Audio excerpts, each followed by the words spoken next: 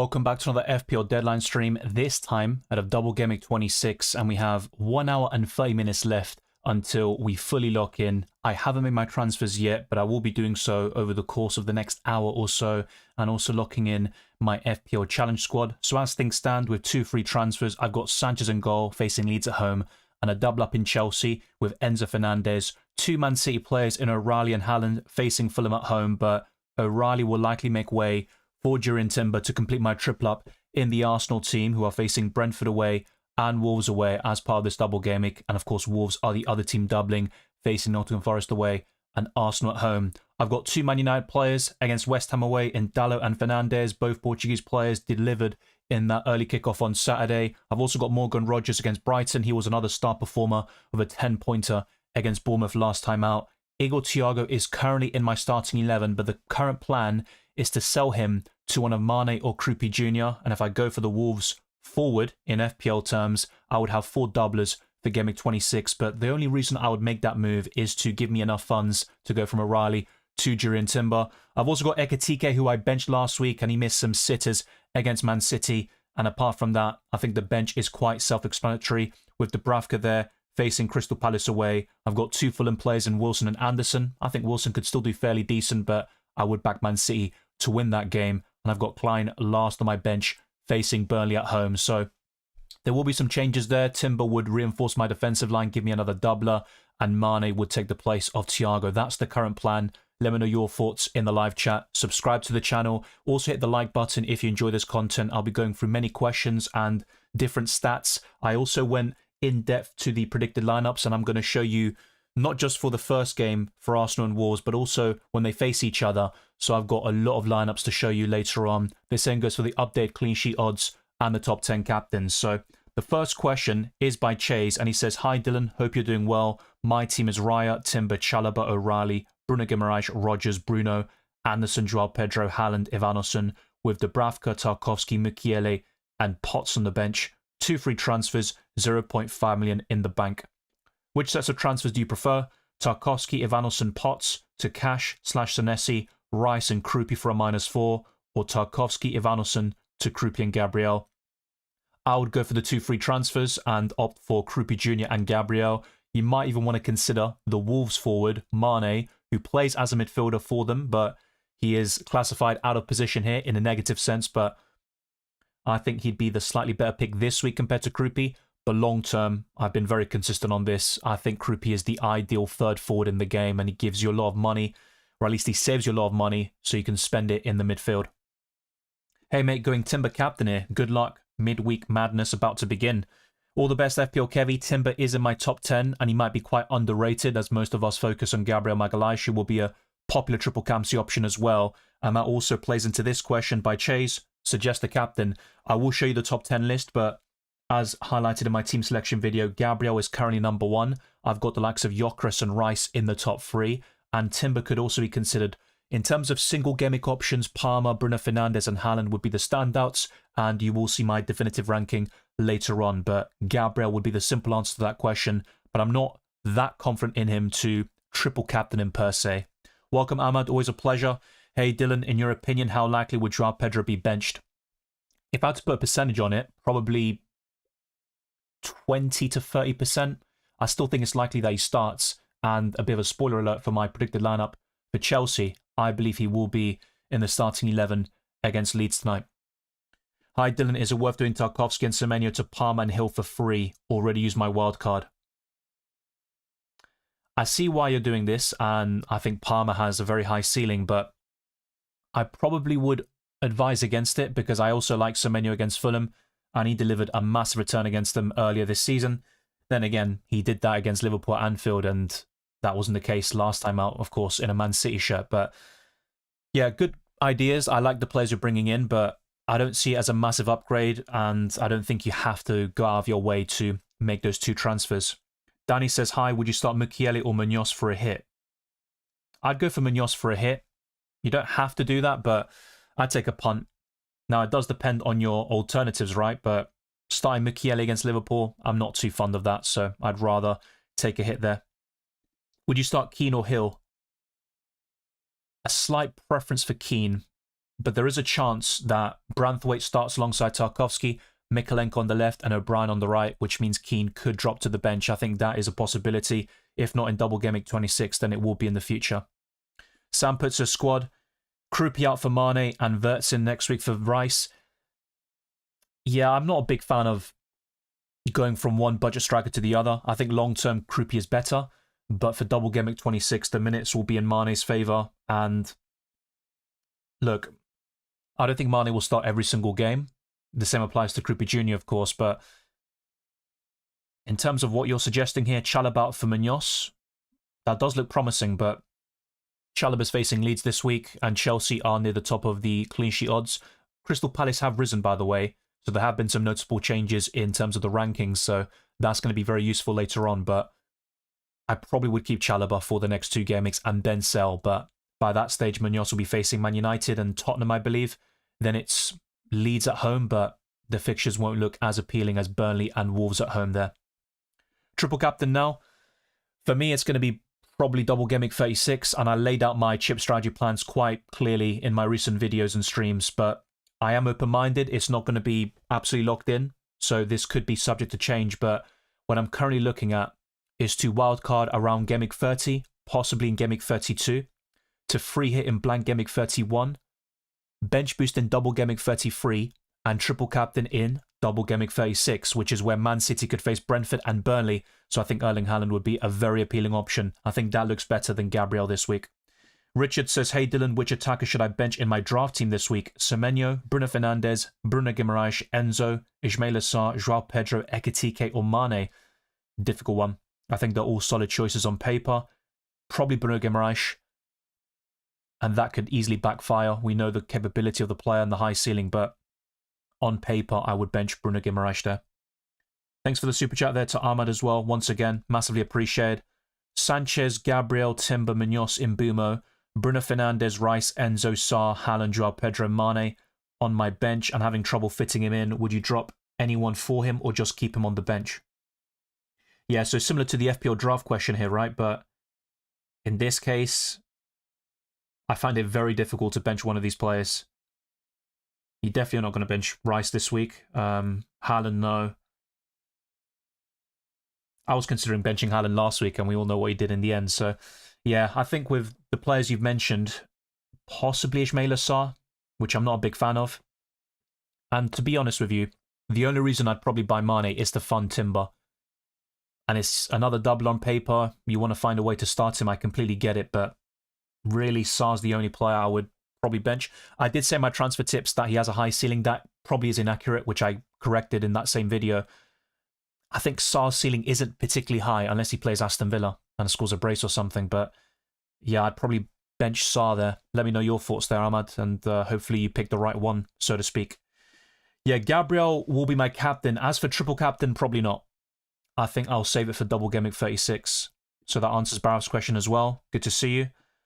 There are a lot of questions in the chat, so I'm going to try whiz through these. Welcome to Awali and all the moderators. The same goes for every single viewer. You are massively appreciated. Alex says, hello mate, hope you're well. I've used my free transfer to get Timber in for Anderson. Should I do Mark Guiu to Mane for a -4?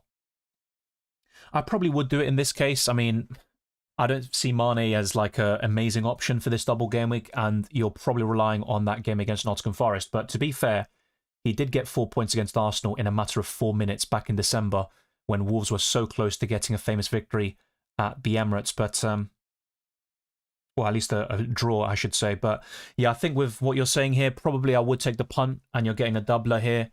And Mane is an upgrade on Guiu in the long term, but realistically speaking, you're not going to start Mane week in, week out, right? So you probably need the return to happen now. And I think 1 goal or assist is possible, and that would pay off the hit already, and anything else would be a bonus. Play Enzo Mukiele and roll 2 transfers, or Enzo to Zubimendi and Dorgu to Munoz. I still like Enzo Fernandez quite a lot, and Mukiele is a solid 4th or 5th defender, but I am tempted by the transfers you've said, especially Daniel Munoz as a 2-week punt. I'd probably go ahead and do him, but just be conscious that Enzo's facing Leeds and then it's Burnley, so in those 2 matches his ceiling will be quite decent, and he has been fairly consistent this season, especially over the past month. So AK says Timber will be benched against Wolves. I did talk about this before the Sunderland game. I said that either against the Black Cats or Wolves, I think Timber could be benched, and I wouldn't be surprised if Ben White got a start, but there is also the FA Cup coming up very soon, and that's where we could see Timber get a rest, and I'd be very surprised if he started that game. I think it makes sense for White to get the nod, but it's plausible. Like, compared to Gabriel and Saliba, I think Timber's a little bit more of a risk, but I'm still looking to buy him in because of the higher ceiling. Saliba, for example, has 0 goals and 0 assists, minimal attacking threat, 0 big chances, so the numbers are quite poor for William Saliba. Easy says made 2 transfers early before falling asleep again. I see a lot of FPL careers, triple captain and Gabriel. Risky move since 1 goal conceded could backfire. Yeah, but if he gets a clean sheet in 1 match and DEFCON, then you're looking at 8 points minimum and then appearance points and stuff like that. So I think Gabriel could easily get 8 to 12 points, which would be solid, but I'm looking at Gameweek 36 where Man City can have a decent double on paper and Erling Haaland would be the go-to option there. We do have double Gameweeks in 33 and 36, as I talked about at the beginning of the season. And yeah, I think for the triple captaincy, it looks better in 36. And the bench boost would probably be better used in 33 because that should be the bigger double Gameweek. So I do agree with you there. Are you keeping triple captaincy chip or using it now? So yeah, obviously you said this earlier, but you know my thoughts on it. I don't think I'm going to triple captain Gabriel today. Sudindra says, hey Dylan, hope you're doing well. With 1 free transfer, I have 3 options. Which is the best? A, sell Ahmad to Sarr and start one of Wilson Van Heck. Or B, sell Van Heck to Munoz, start Ahmad and bench Wilson. I think long term, I'd rather sell Ahmad to Sarr and then probably start Wilson. I think that's the best long-term move. But you do mention an option C, as you usually do. Sell Ahmad and Van Heck to Sarr and Munoz. Yeah, that looks pretty good, to be fair. Bench Wilson. Yeah, I do like option C, to be fair. I'd go for that. Now, doubling up on Palace. I know they got a good win last week, but they've still been quite off form for a while. And it is risky to double up on them. Also, be very conscious of blank Gameweek 31. So, if you have the free hit, you can just use it there.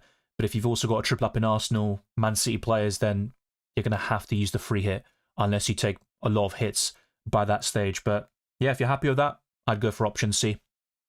Thoughts on selling Dewsbury Hall for Ryan next week? I'd keep Dewsbury Hall, but Ryan has been impressive. 2 games, 2 returns, and he's definitely one to keep an eye on. So yeah, thoughts on triple captaincy chip? I've been very clear on this. I think double Gameweek 36, which is where Man City could have a very, well, decent double actually. And that's where they could face Crystal Palace, of course. Yeah, they're blanking in 31. That's confirmed. They're not going to double before that stage, so it's going to be afterwards. And I think 36 is the most likely. So, yeah, I think Erling Haaland triple captain in 36 is the way to go for me. Baban says, my squad. Who should I bench and should I activate bench boost or triple captain? You don't have to activate any of the chips. If I had to pick one, it's probably going to be the triple captain. Even in your situation, which, to be fair, you've got a solid bench. It's not too bad. Alderete facing Liverpool. I'm not a big fan of your goalkeepers this week. I think the rest looks very good. So you could feasibly use the bench boost. I don't really mind that. But I would say bench boost 33, triple captain 36. In terms of who to start, probably Dubravka over Verbruggen. Definitely the Arsenal players like Gabriel, Timber. I'd start Munoz. I mean, you've got Chalobah there as well, who might have to drop down to the bench, so I see why you're looking at playing the bench boost. Yeah, I'd start all your midfielders. Haaland and Joao Pedro, so Krupi could be on the bench as well. In your situation specifically, because it is different for me, to be fair. So if I had to play one chip this week, it would be triple captain. For you, it's probably going to be bench boost if you had to pick one. Havertz for Thiago as a punt. I think the Arsenal forward I'd pick is Gyökeres, who has 6 goals across all competitions in this calendar year, the most of any Premier League player. Havertz has been very impressive, though. I think that's 5 goal contributions in 4 matches, and we're talking about limited minutes here. Couldn't get Rice because I'm happy with my mid. Bruno, Mbumo, Rogers, Wilson, Enzo. Yeah, fair enough. You don't have to force a move. Even if you might be missing out on one of the best players this week, you've got some very good alternatives in his place. DR7K34 says, starting Raya, Gabriel, Alderete, Chalobah, Semenyo, Bruno, Wilson, Enzo, Thiago, Haaland, Ekitike. I think the starting 11 makes sense. The only players I'd look at and think they're a bit of a weak link, I think mainly include Alderete against Liverpool. I think Sunderland will concede. Then I'd be a bit nitpicky and say Thiago against Arsenal. He could do well. And he's on penalties, and we've seen how many penalties he scored this season. But yeah, I think Thiago doesn't look great. Wilson as well, away to Man City. The rest looks very solid, though. I'm not sure if it's worth using a transfer, but this is where maybe a -4 hit could actually pay off for you. So you've got 2 Arsenal players, right? You've got Gabriel and Raya. One thing you could consider is Anderson or Rodon up to Timber and triple up on the Arsenal defence. And in order to fund that, Thiago to Mane, and you have 2 extra doublers that way. You take a -4 hit and you bolster your defensive line. Abizi says, I triple captain Haaland. You can cancel it. With both the bench boost and the triple captain, you can cancel those boosters. That isn't the case for the free hit or wild card once you confirm the moves. So if you don't want to do it, you can cancel it.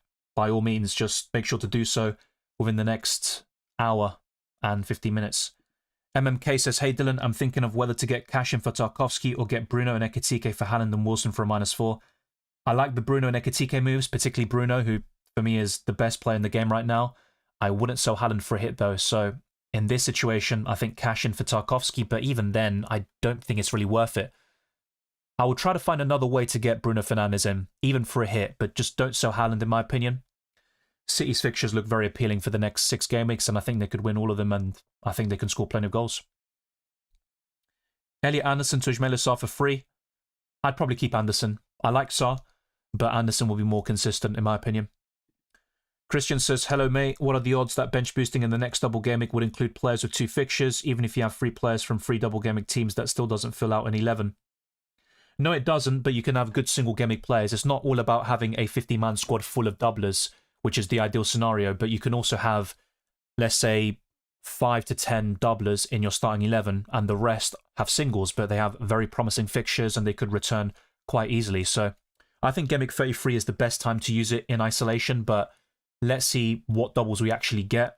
That will obviously play a big part, and it all depends on the FA Cup, but that's my sort of take on it. Triple captain 36, bench boost 33, and wildcard just before that stage, and you can free hit in a blank game week like 31 or 34. Adam Fine says, hi Dylan, I have Rice and Gabriel. Is it worth Chalobah to Calafuri for a -4? No. And it's very plausible that Calafuri doesn't start both games. I think he'll start one of them, and Hincapié will get the other. And I'm going to show you my predicted lineup very soon. Not yet, though.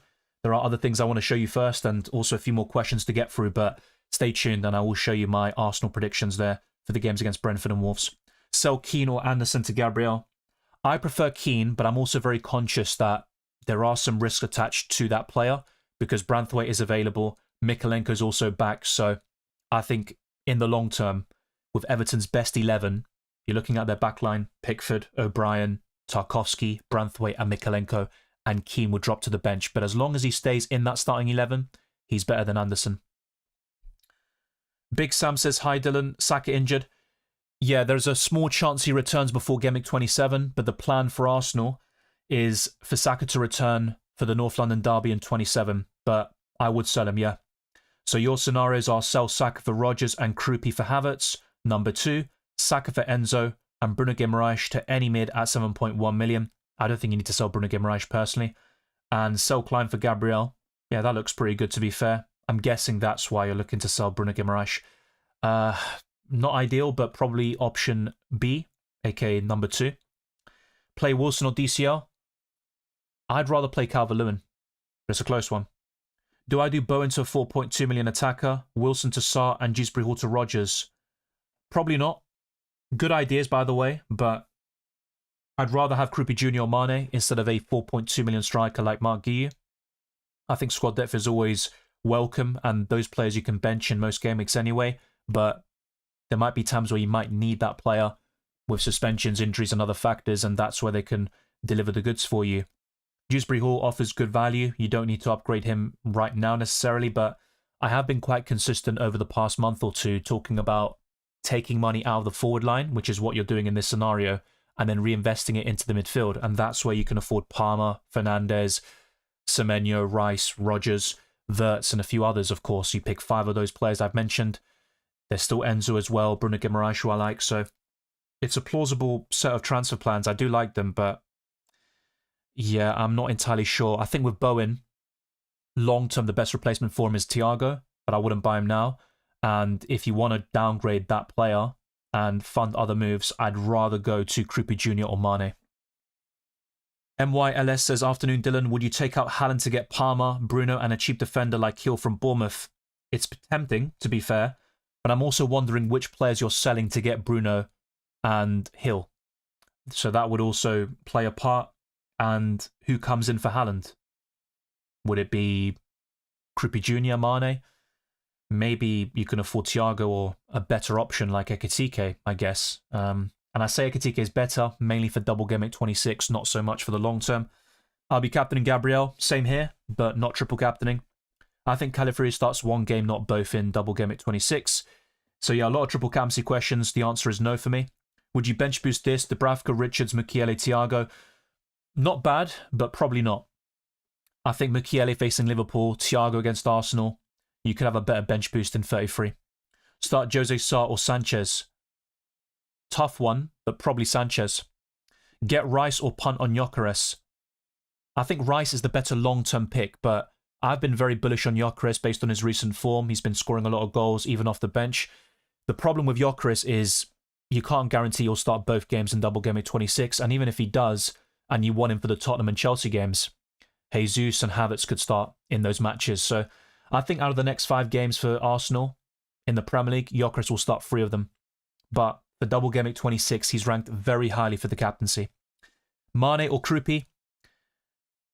I can only speak for myself, so I think Kruppi's better long-term. I'm not going to deny that. The reason why I'll probably go for Mane is because he's got the double this week, so it's a matter of timing. And in terms of minutes, I think he's a bit more secure than Kruppi Jr., but not by much. Dubravka, Kruppi, Wilson, and Hill, bench boost or Gabriel triple captain? Triple captain Gabriel in that instance, yeah. Sinindra says, hey Dylan, is it worth triple captain and Gabriel or save? Yeah, I've been very consistent on that. I'd save it personally. Thank you, Harrison James. Big up to you as well, and hopefully you're doing okay. Would you bench boost with Petrovic, Hill, Ivanos, and Gay? Decent, but probably not. Yeah, 2 Bournemouth players against Everton. Well, 3 actually. And you've got Gay facing Fulham. It's not bad. But I think Everton could nick a result there against Bournemouth. Pickford, Timber, Gabriel, Van Dijk, Bruno, Rice, Guimaraes, Enzo, Rodgers, Haaland. Yeah, solid team. I actually like Pickford this week. He could be quite a high-scoring goalkeeper in the grand scheme of things. I think if I had to rate this team overall, probably an 8, looking at 26 specifically. Yeah, you've got 3 Arsenal players, arguably the best ones. I'll probably have the same set as you. I think Guimaraes is a good long-term option, and against Tottenham he could still return, so I'm quite happy with that. Thank you, Sakura. Hope you're well. Play Gay or Thiago this week? I'd play Gay. It's not very often I'd say that, though. Good to see you, Carlos. Raya por Sanchez or Timber por Chalaba? Raya por Sanchez. Start Dewsbury Hall or Wilson? Dewsbury Hall. Hey, Dylan, are you worried about Haaland popping off? Not necessarily, to be fair. Only from an Arsenal perspective, because Haaland getting into form means City will win more games, score more goals, and put more pressure. From an FPL perspective, not really, to be honest. Thank you, Punjabi. As he says, try to be patient. I'm trying to go for every single question. But yeah, there's so many now at this point. Good luck as well, Cooker. I'm on triple captain Rice and 4 doublers. Nicely done. Yeah, I'm probably going to have 4 doublers as well. No triple captain for me. Really want Munoz. Don't know who to transfer out. Well, that's why a lot of people mentioned Tarkovsky. You put your squad earlier, of course. I mean, you don't have to force a player in just for the sake of it. I know Munoz has good fixtures and he got the clean sheet last time out. But if I'm looking at your squad, it's really just Chalobah that is probably realistic. Depending on your budget, maybe Gay. You could sell Gay to Munoz. But I don't mind Man City defenders this week against Fulham. Saeed says start 1, Wilson, Garner or Thiago. Difficult one. I think Garner offers the highest floor at 4 points, most likely. But the others have a higher ceiling. If I had to pick one, It's probably going to be Ghana still. When do you plan to use the triple captaincy chip? Gameweek 36. Gay to Munoz. I'd probably do it as a short-term punt. I think that looks quite reasonable. I talked about Somerville in my recent transfer tips. I wouldn't buy him necessarily. I think his purple patch will come to an end, and West Ham's fixtures aren't looking too great now. Yeah, Tarkowski to Munoz makes sense as well short-term, but I just think if you're looking until Gameweek 38 and the bigger picture, I think Tarkowski could outscore him. So I don't see it as like a massive upside in terms of the long term, but sure, for the next two, and you look at Everton's upcoming fixtures in general for the next 5, I completely get the temptation to buy Munoz. Tavernier to Sarr or Rodgers. I'm tempted by Sarr, but I still prefer Rodgers long term. Play Verbruggen or Dubravka. As covered earlier, I would pick Dubravka. Wilson or Calvert-Lewin on the bench. I would bench Wilson. Harrison James says 2 free transfers made. Chow to Hill, Wilson to Rice. Starting 11, Raya, O'Reilly, Gabriel captain, Hill, Bruno Fernandes, Mbeumo, Enzo, Rodgers, Rice, Haaland, Joao Pedro. Ekitike first on the bench. Wow. Mukiele, Joachim Andersen. Yeah, probably. Ideally, it would be for Hill, but you have to start 3 defenders at least, so I get why you're doing it. So I understand why you're doing this, but I do prefer Ekitike over Rodgers potentially this week, and Enzo, maybe one of them, but it's very difficult to bench any of those players. And that's the downside of having too much squad depth, right? But yeah, it's a good team, starting 11. I think Hill is the weak link alongside Chow. Well, sorry, you sold Chow to Hill, right? And he's a good long-term option at that price point. But yeah, against Everton, I think the Toffees could score. Wilson to Rice is a great move, though. Gyökeres could be more promising if triple cap in this game week. Yeah, his ceiling will be higher on paper. If he gets a brace, then yeah, the sky's the limit, you could say. And it wouldn't surprise me if he got 3 goals in this double game week. But I think he'll probably get 1, possibly 2. But we know the capability of the player from his time at Sporting. And he has shown signs at Arsenal, albeit not too often. Yeah, I think Bowen will start. Hi, Dylan, would you get Sarr or Munoz? I would rather buy Munoz out of the 2. But Dylan, what if Man City don't have a double game week in phase 6, or if they rest players for Champions League, if the title's already decided? There's a lot of ifs in that question, to be fair. And I get it. With Gabriel, you've got a certainty now. You might be backing Arsenal to keep 2 clean sheets. If that's the case, it's a very solid choice, and any attacking returns or DEFCON is going to boost that appeal. But when I'm looking at Man City, I don't think the title will be wrapped up in Game Week 36, and they will double because they're blanking in 31. So the fixture has to go somewhere, and 36 is the most likely, and I don't think Arsenal will wrap it up by then. Thoughts on Bowen? Keep or move to Joao Pedro or Strand Larsen? I'd go to Joao Pedro. Just bear in mind that Chelsea's fixtures turn for the worse fairly soon. Petrovic or Dubravka? I'd slightly lean towards Petrovic, but I think Everton will score. Benches Dubravka, Krupi, Mukiele, Goodmanson, no chips in play. That's fair enough. I wouldn't bench boost that. Should I go Mukiele, Gravenberch out for Zubamendi and Richards, or both out and Voltamana for Krupi also? Would that be for a hit? You don't mention it, so it might just be for free.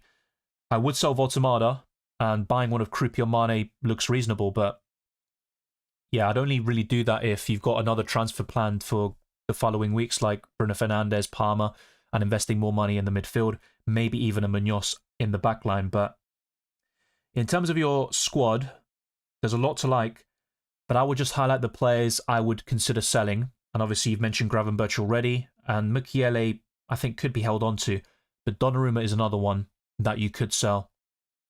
And because you've only got 2 Arsenal players, there is a spot available there to go for David Raya and triple up on the Gunners defensively, which many people won't do. It looks appealing for double game week 26, but it is slightly concerning, of course, for blank game week 31 and some tough games on paper like Tottenham, Chelsea, and Man City from now until the end of the season. But Arsenal are still favourites in most of those games. What do you think of Ryan from Bournemouth? Promising, but I wouldn't be going out of my way to buy him just yet. Bournemouth have good fixtures. I still like Krupi Jr. up front and Hill in the back line, but Ryan now adds an option in the midfield with the absence of Tavernier, who could be back in a couple of weeks' time, by the way, for Game Week 27, and the other one is Kluivert, which is a bit longer term, it looks like. Between Havertz and Jesus, I think Havertz, he's more likely to start both games because he can play in the midfield as well. But yeah, for me, apart from the kind of template picks in Gabriel, Timber, Rice, and David Raya, I think Gyökeres is the one who is worth the investment. Would you sell Tarkowski for Munoz and Wilson to Sarr for a -4? I completely get why you're looking at this, but I think I would just do Wilson to Sarr for free, and maybe you can do Tarkowski to Munoz in 27, but both of them will blank in 31, and Crystal Palace will likely double in 36. Bench boost of Dubravka, Gay, Maguire, and Mane. I'm just wondering who's in your starting 11, but you've got a doubler in there in Mane. Dubravka's okay on paper. I think Gay looks solid. Maguire has a good fixture, but I personally think West Ham will score, and United have a poor record away from home against the Hammers there, but yeah, it's a solid bench boost on paper, but I'm just wondering about the starting 11. O'Reilly to Timber or Verbruggen to Raya. I think both of them are sells, to be fair, but Verbruggen to Raya is what I'd probably do. Then you could sell O'Reilly to Munoz in the coming weeks, but that might require another downgrade. Hi Dylan, chasing rank and 1.8 million. I got a red arrow with 73 -8 last week. I'm triple captain in Gabriel. Personally, I have no choice. I think you have a choice. It's about the long game, waiting a little bit more. But I get it. Gabriel is a somewhat safe triple captaincy pick, but I personally don't see Arsenal keeping 2 clean sheets. I think they'll concede against Brentford.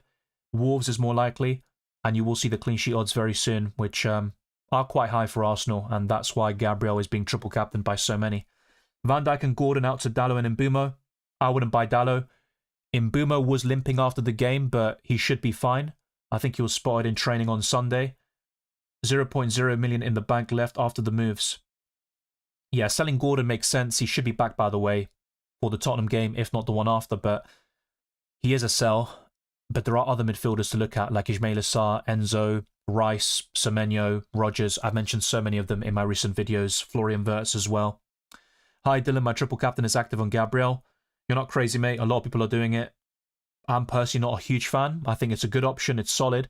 But I think Haaland in 36, for example, could be even better. Maybe I'm waiting a bit too long for it and stuff like that, and the difference will be minimal in the end. But I think Haaland's ceiling is significantly higher, personally. Enzo to Palmer, your thoughts?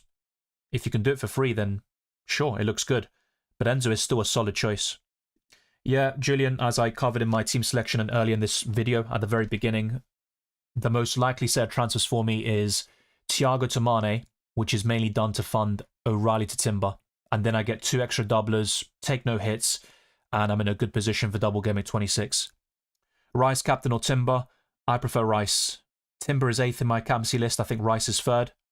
Dubravka against Kelleher again. Yeah, that can go either way, but probably Dubravka. Better chance of a clean sheet there for Burnley. Virgil to Munoz. Looks fine, especially for the next 2. I think it makes sense to make that sort of move. Start Hill or Cash? I think both will concede, but probably Hill. Rodgers, Bruno Guimaraes or Enzo? I'm going to say Enzo here, but it's very close between him and Rodgers. Yeah, Baraf, I get it, and I always say this, right? People, when they're in a good rank, they talk about preserving, and their rank influences their decisions, but I always recommend going for what you think breeds the most points, and I think triple captaining Haaland in 36, which is when City will likely double, that is the better play for me, and I'm looking to save most of my chips, if not all, for after Gameweek 30.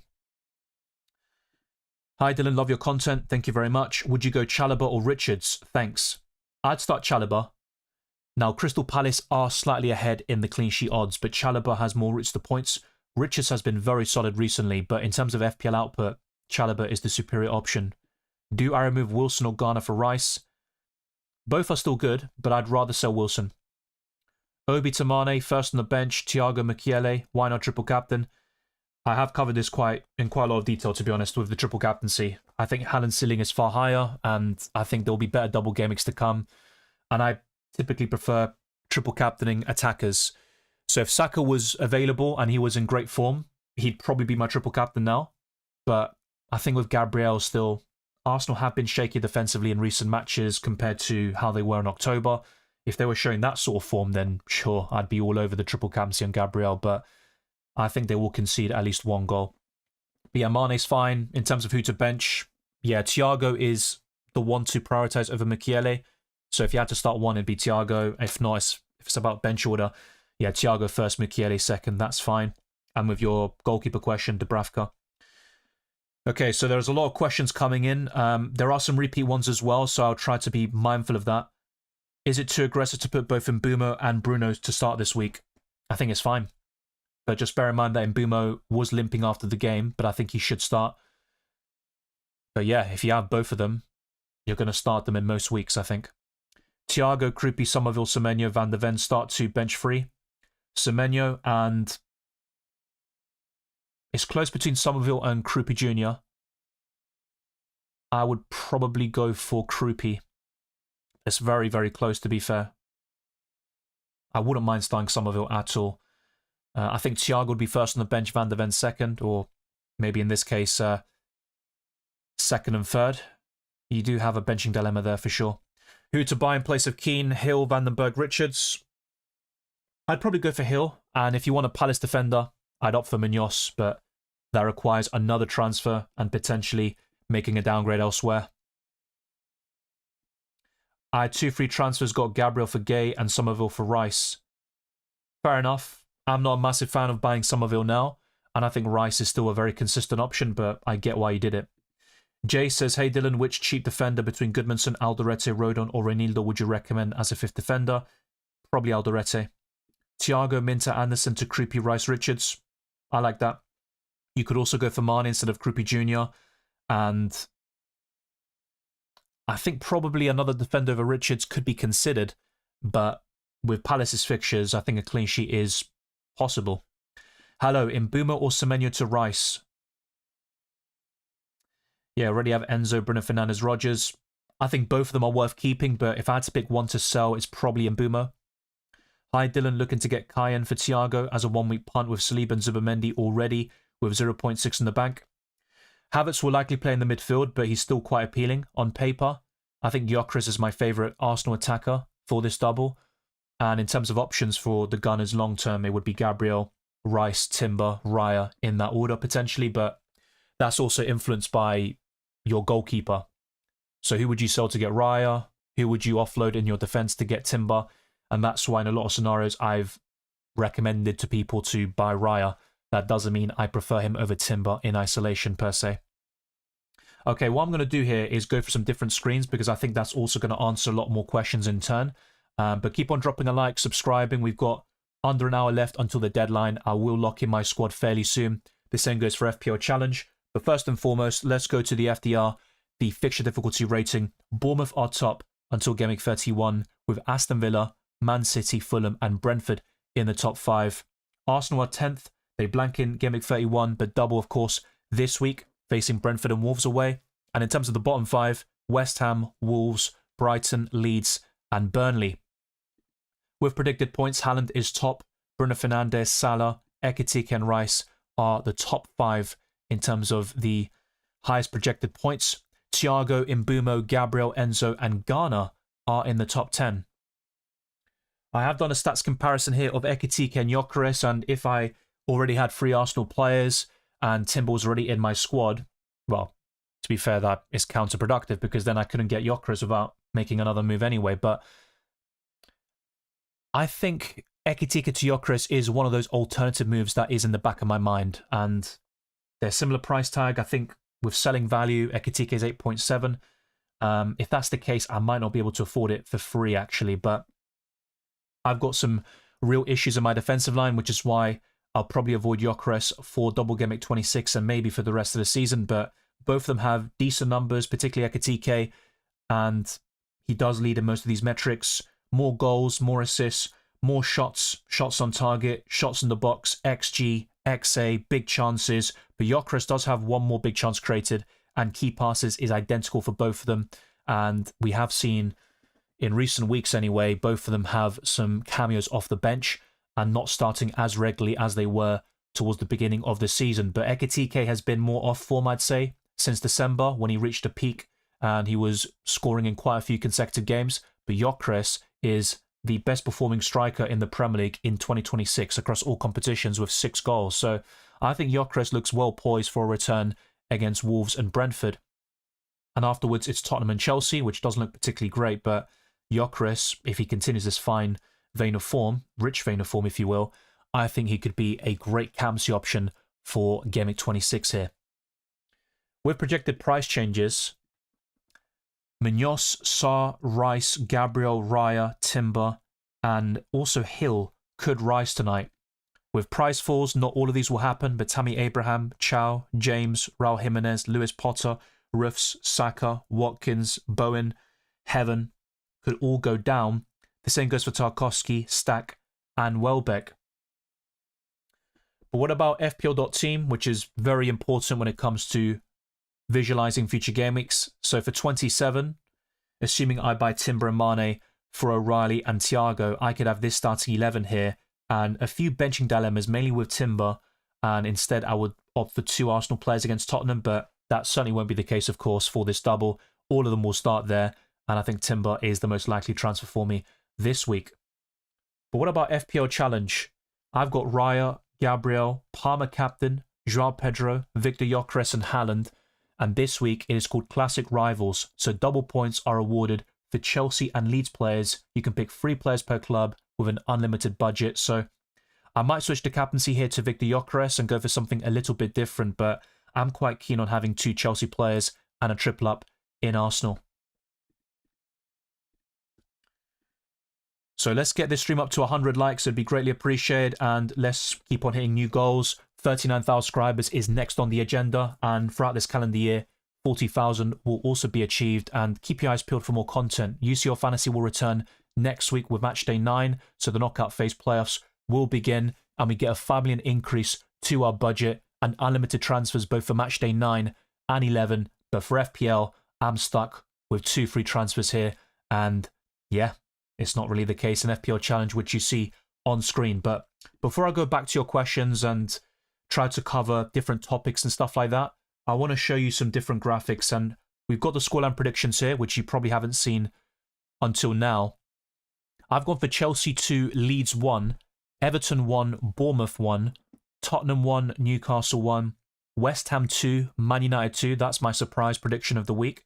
Aston Villa 2, Brighton 1, Crystal Palace 2, Burnley 0, Man City 3, Fulham 1, Nottingham Forest 1, Wolves 0, Sunderland 2, Liverpool 2, Brentford 1, Arsenal 2, and for the double game week, of course, I've gone for Wolves 0, Arsenal 2.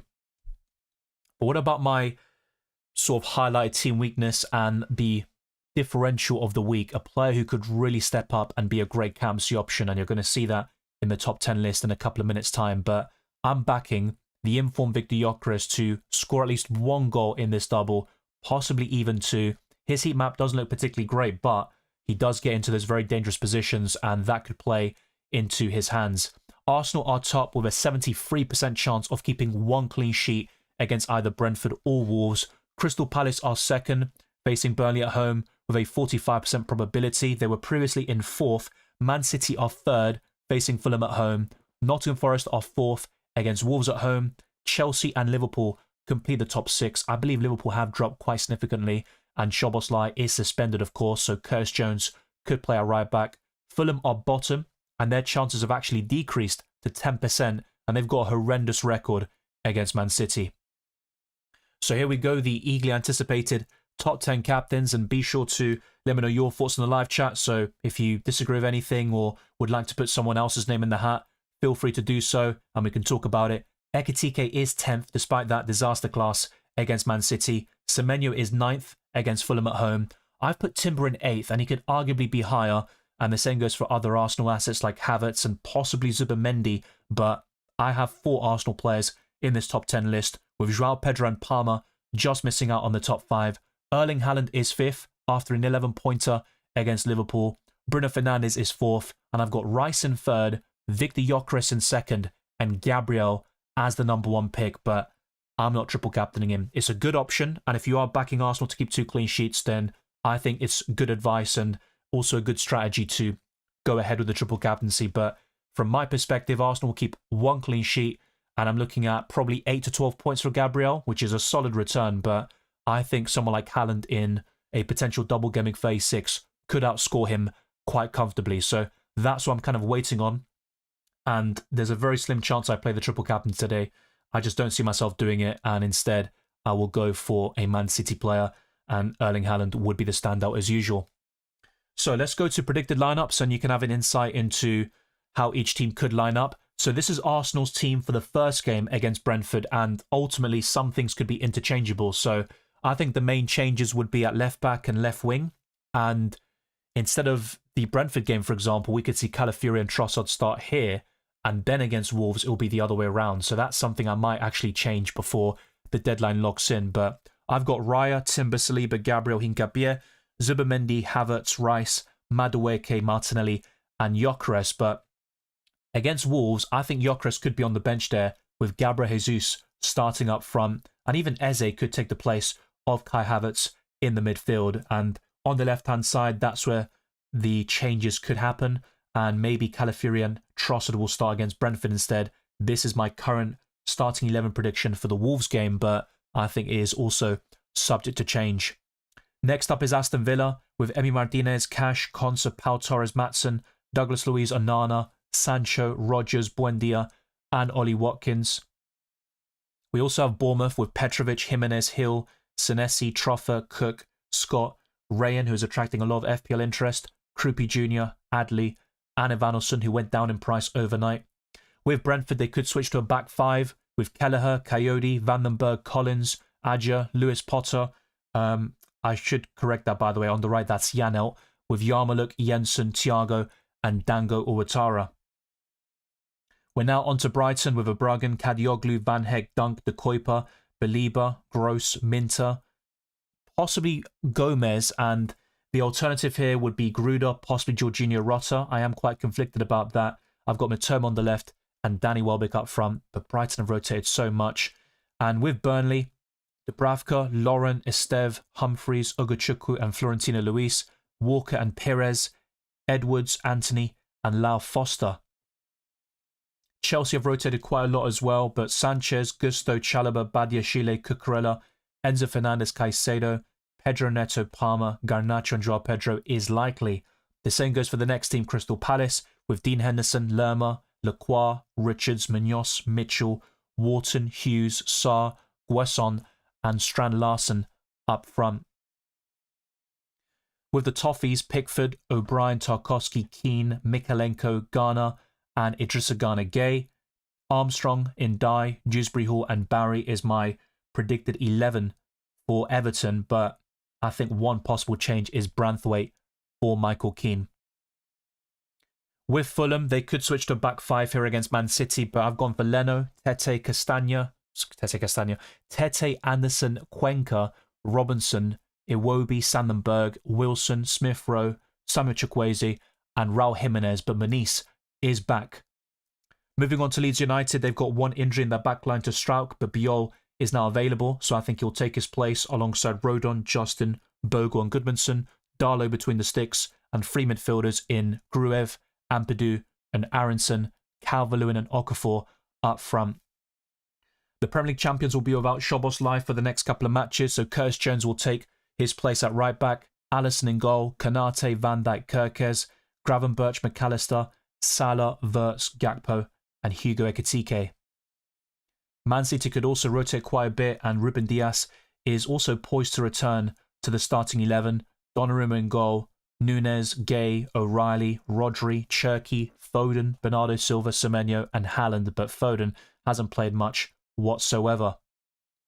Manchester United will likely go for Lamens, Dallo, Maguire, Martinez, Shaw, Casemiro, Mainu, Amad Diallo, Bruno Fernandes, who is now 9.8 million, Cunha, and Brian Mbeumo up front. With Newcastle United, we could see a lot of rotation here, but I've opted for Pope, Trippier, Chow, Byrne, Hall, Tonali, Bruno Guimaraes, Jacob Ramsey, Elanga, Harvey Barnes, and Visser.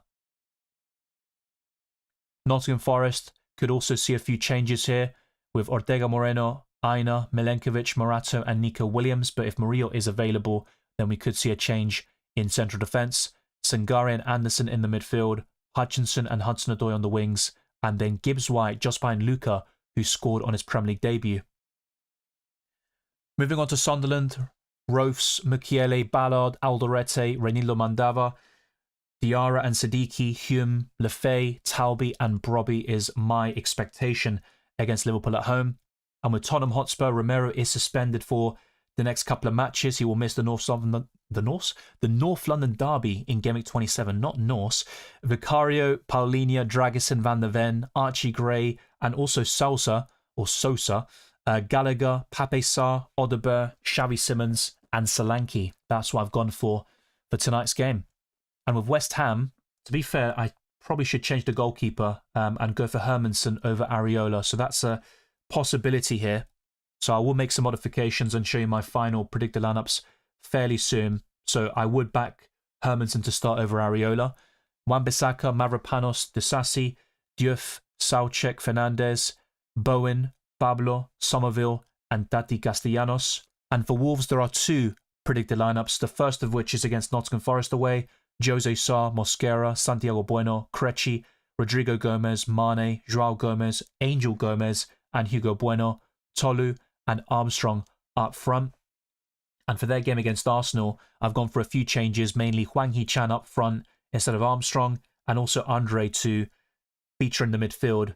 And there we could see Angel Gomez drop to the bench. So those are my predictions for all the games, but there will be some modifications there very soon. And it's worth mentioning again that I think Hermansen will start for West Ham and not Areola. So it's now time to go back to my squad. I will lock in fairly soon. And yeah, before I forget, I should also probably fix my family members' team. So everything is in order here. But yeah, there's quite a lot, I think, here. So yeah, I think that's what I'll do. Munoz in for O'Reilly.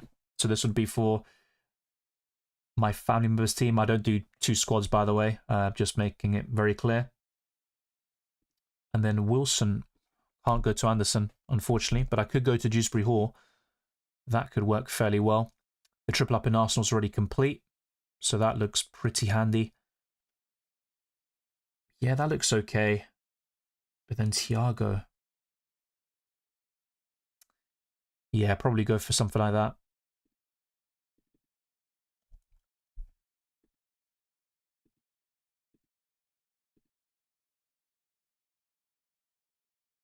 Okay.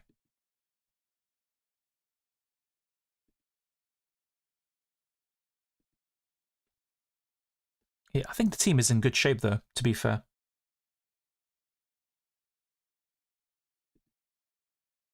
Yeah, I think it is, but there we go. Can get an extra doubler there as well. Okay.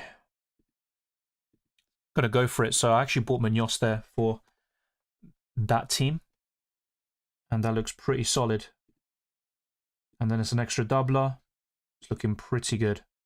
And then captain, yeah, Gabriel, which is probably a bit boring at this point. Okay, let's go to your questions. And let's see, I'm going to go through member questions first. And also super chats and stuff like that. And then I'll go through the rest in order. Would you sell Bowen and take a punt on Strand Larsen for the next 5 game weeks? I probably wouldn't go for Strand Larsen. I think from Palace, it's going to be Munoz and Sarr as my favourite options. Richards could be a decent budget defender, but that's about it. There's not really any Mbumo news. I think he trained on Sunday, and I talked about this in my videos yesterday. So, yeah, that's why he's in my starting 11, and he's not flagged in FPL. Good to see you, Sydney. Ahmed says, Raya, Verbruggen, Mukiele, Gay, Gabriel, Goodmanson, Lewis Potter, Rogers, Wilson, Semenyo, Enzo, Bruno Fernandes, Calvert-Lewin, Haaland, Thiago. 8 million, who to start and what transfer? Well, yeah, goalkeepers is self-explanatory. So Raya, Gabriel, Gay, and then it's a bit difficult. I think, yeah, 0.8 million in the bank. I would consider Lewis Potter to Munoz and start him. Apart from that, I do like your team, but you've got a space for another Arsenal player. And that's where one of Rogers or Semenyo could be feasible. Okay, so it would be for a -4, right? I don't know how many transfers you got, so that makes it a bit more difficult, but I would consider maybe Calvert-Lewin to Mane, so you get an extra doubler that way, and more funds to then buy Declan Rice for Wilson, and you can also do Lewis Potter to Munoz. I think that would look good. And then on the bench, I would have Thiago, Goodmanson, and Mukiele. And long-term, my advice would be to upgrade one of them, preferably Goodmanson. But yeah, that would be pretty solid for you.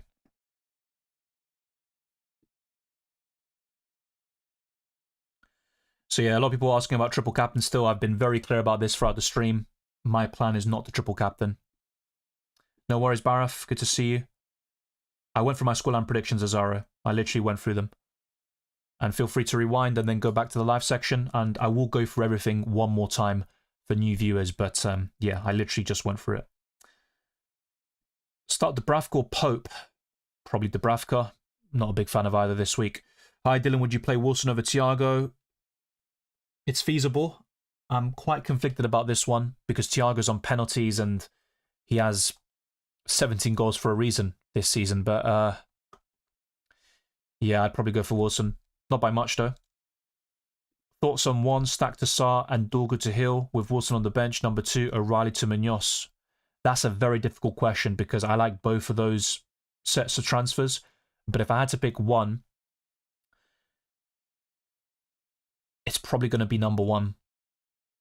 And if you have enough money to do O'Reilly to Munoz in Gameweek 27, then by all means do it. But he is still a sell, O'Reilly. I wouldn't keep him. But I do like the transfers you suggested in number 1 there. Yeah, start Hill or Cash was covered earlier. I would go for Hill. Is Zubimendi for Wilson a good transfer? Well, Zubimendi has produced back-to-back double-digit hauls, and he has scored some important goals for Arsenal this season, but I probably wouldn't do this. And in terms of budget midfielders, there's Garner, there's Dewsbury Hall, Elliot Anderson. You might even want to go for Sarr.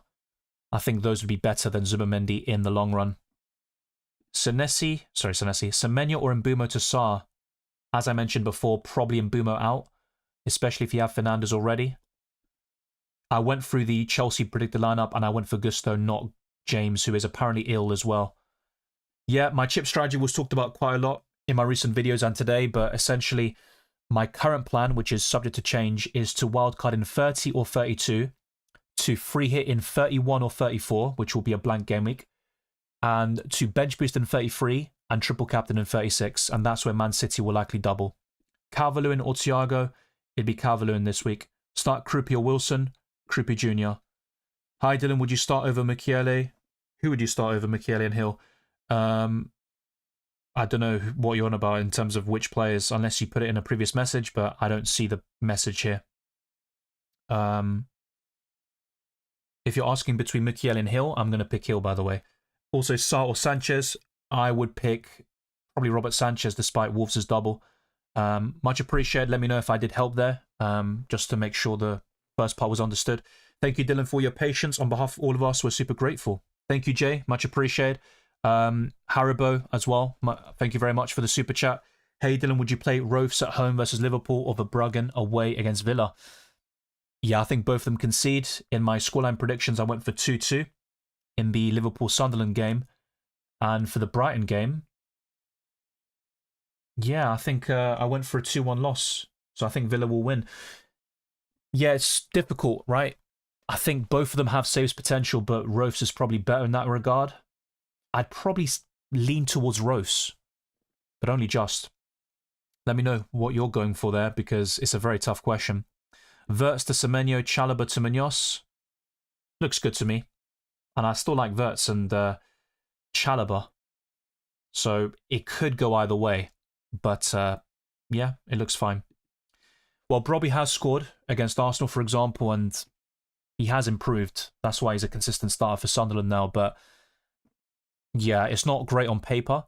But Liverpool's defence is shaky. So yeah, someone agrees with my pick of Rofes, and I think that's probably the way to go. It's not easy though. Thank you to Itum Lad. Hi Dylan, love the streams. Start Mukiele or Igor Thiago? It would be Thiago. I think the ceiling is higher, and a penalty could change his fortunes.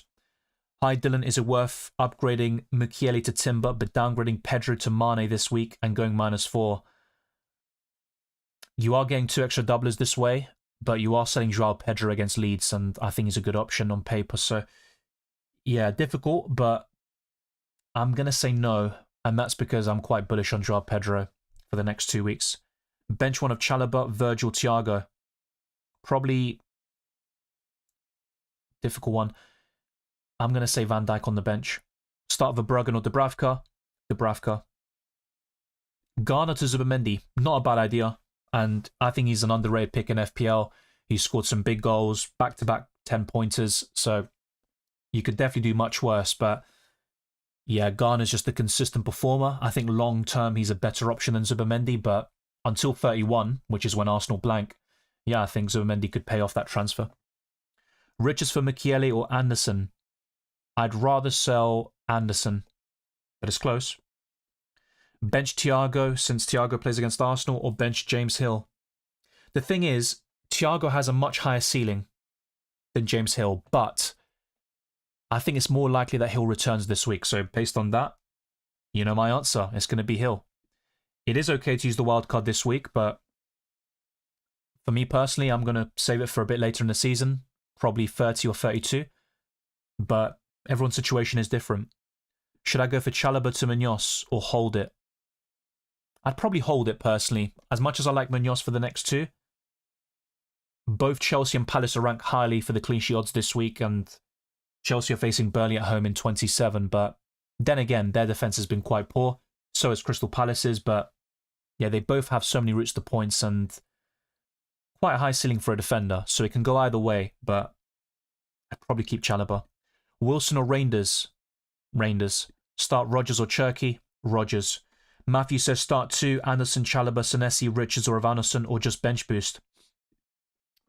I would start Chalobah and probably, I think Richards. I'm quite comfortable leaving Senesi on the bench.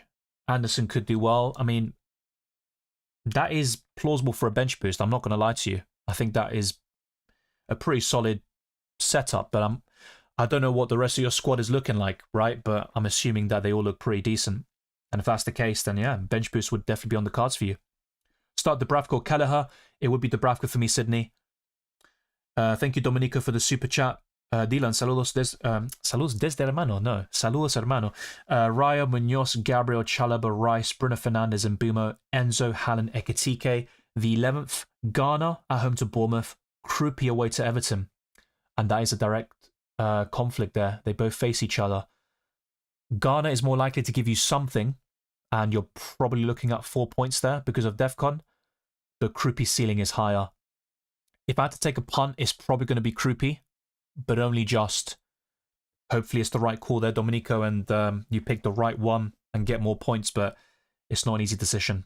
Definitely. And in terms of your other players, yeah, I definitely start them. So really the benching dilemma comes down to these 2 players you're mentioning. I would go for Krupi, and hopefully you pick the right one. Start 1, Wilson, Hill, or Raul Jimenez. I'd go for Hill this week. Nash one says Ghana to the question, which is fair enough. And yeah, feel free to everyone to sort of put your thoughts and feelings in the live chat and reply to the super chats as well, so they have more opinions. Hopefully it doesn't lead to overthinking, but it's good to have more input from others as well, different perspectives. Start Krupi or Ghana. So yeah, it's the same question as what Domenico said. I'm going to lean towards Krupi. Would you sell Krupi for Mane? I wouldn't necessarily. The only reason I'm probably going to buy Mane is to get another doubler, but also to have enough funds for Timber. And I think Krupi to Mane is probably a downgrade long term. Who will Man City play in the double? If I'm not mistaken, I think it's probably just best if I get this up here so I can give you the correct answer. So just give me a second. But it would be Crystal Palace and I think one of Brentford or Burnley. So I'll just confirm that in a second for you.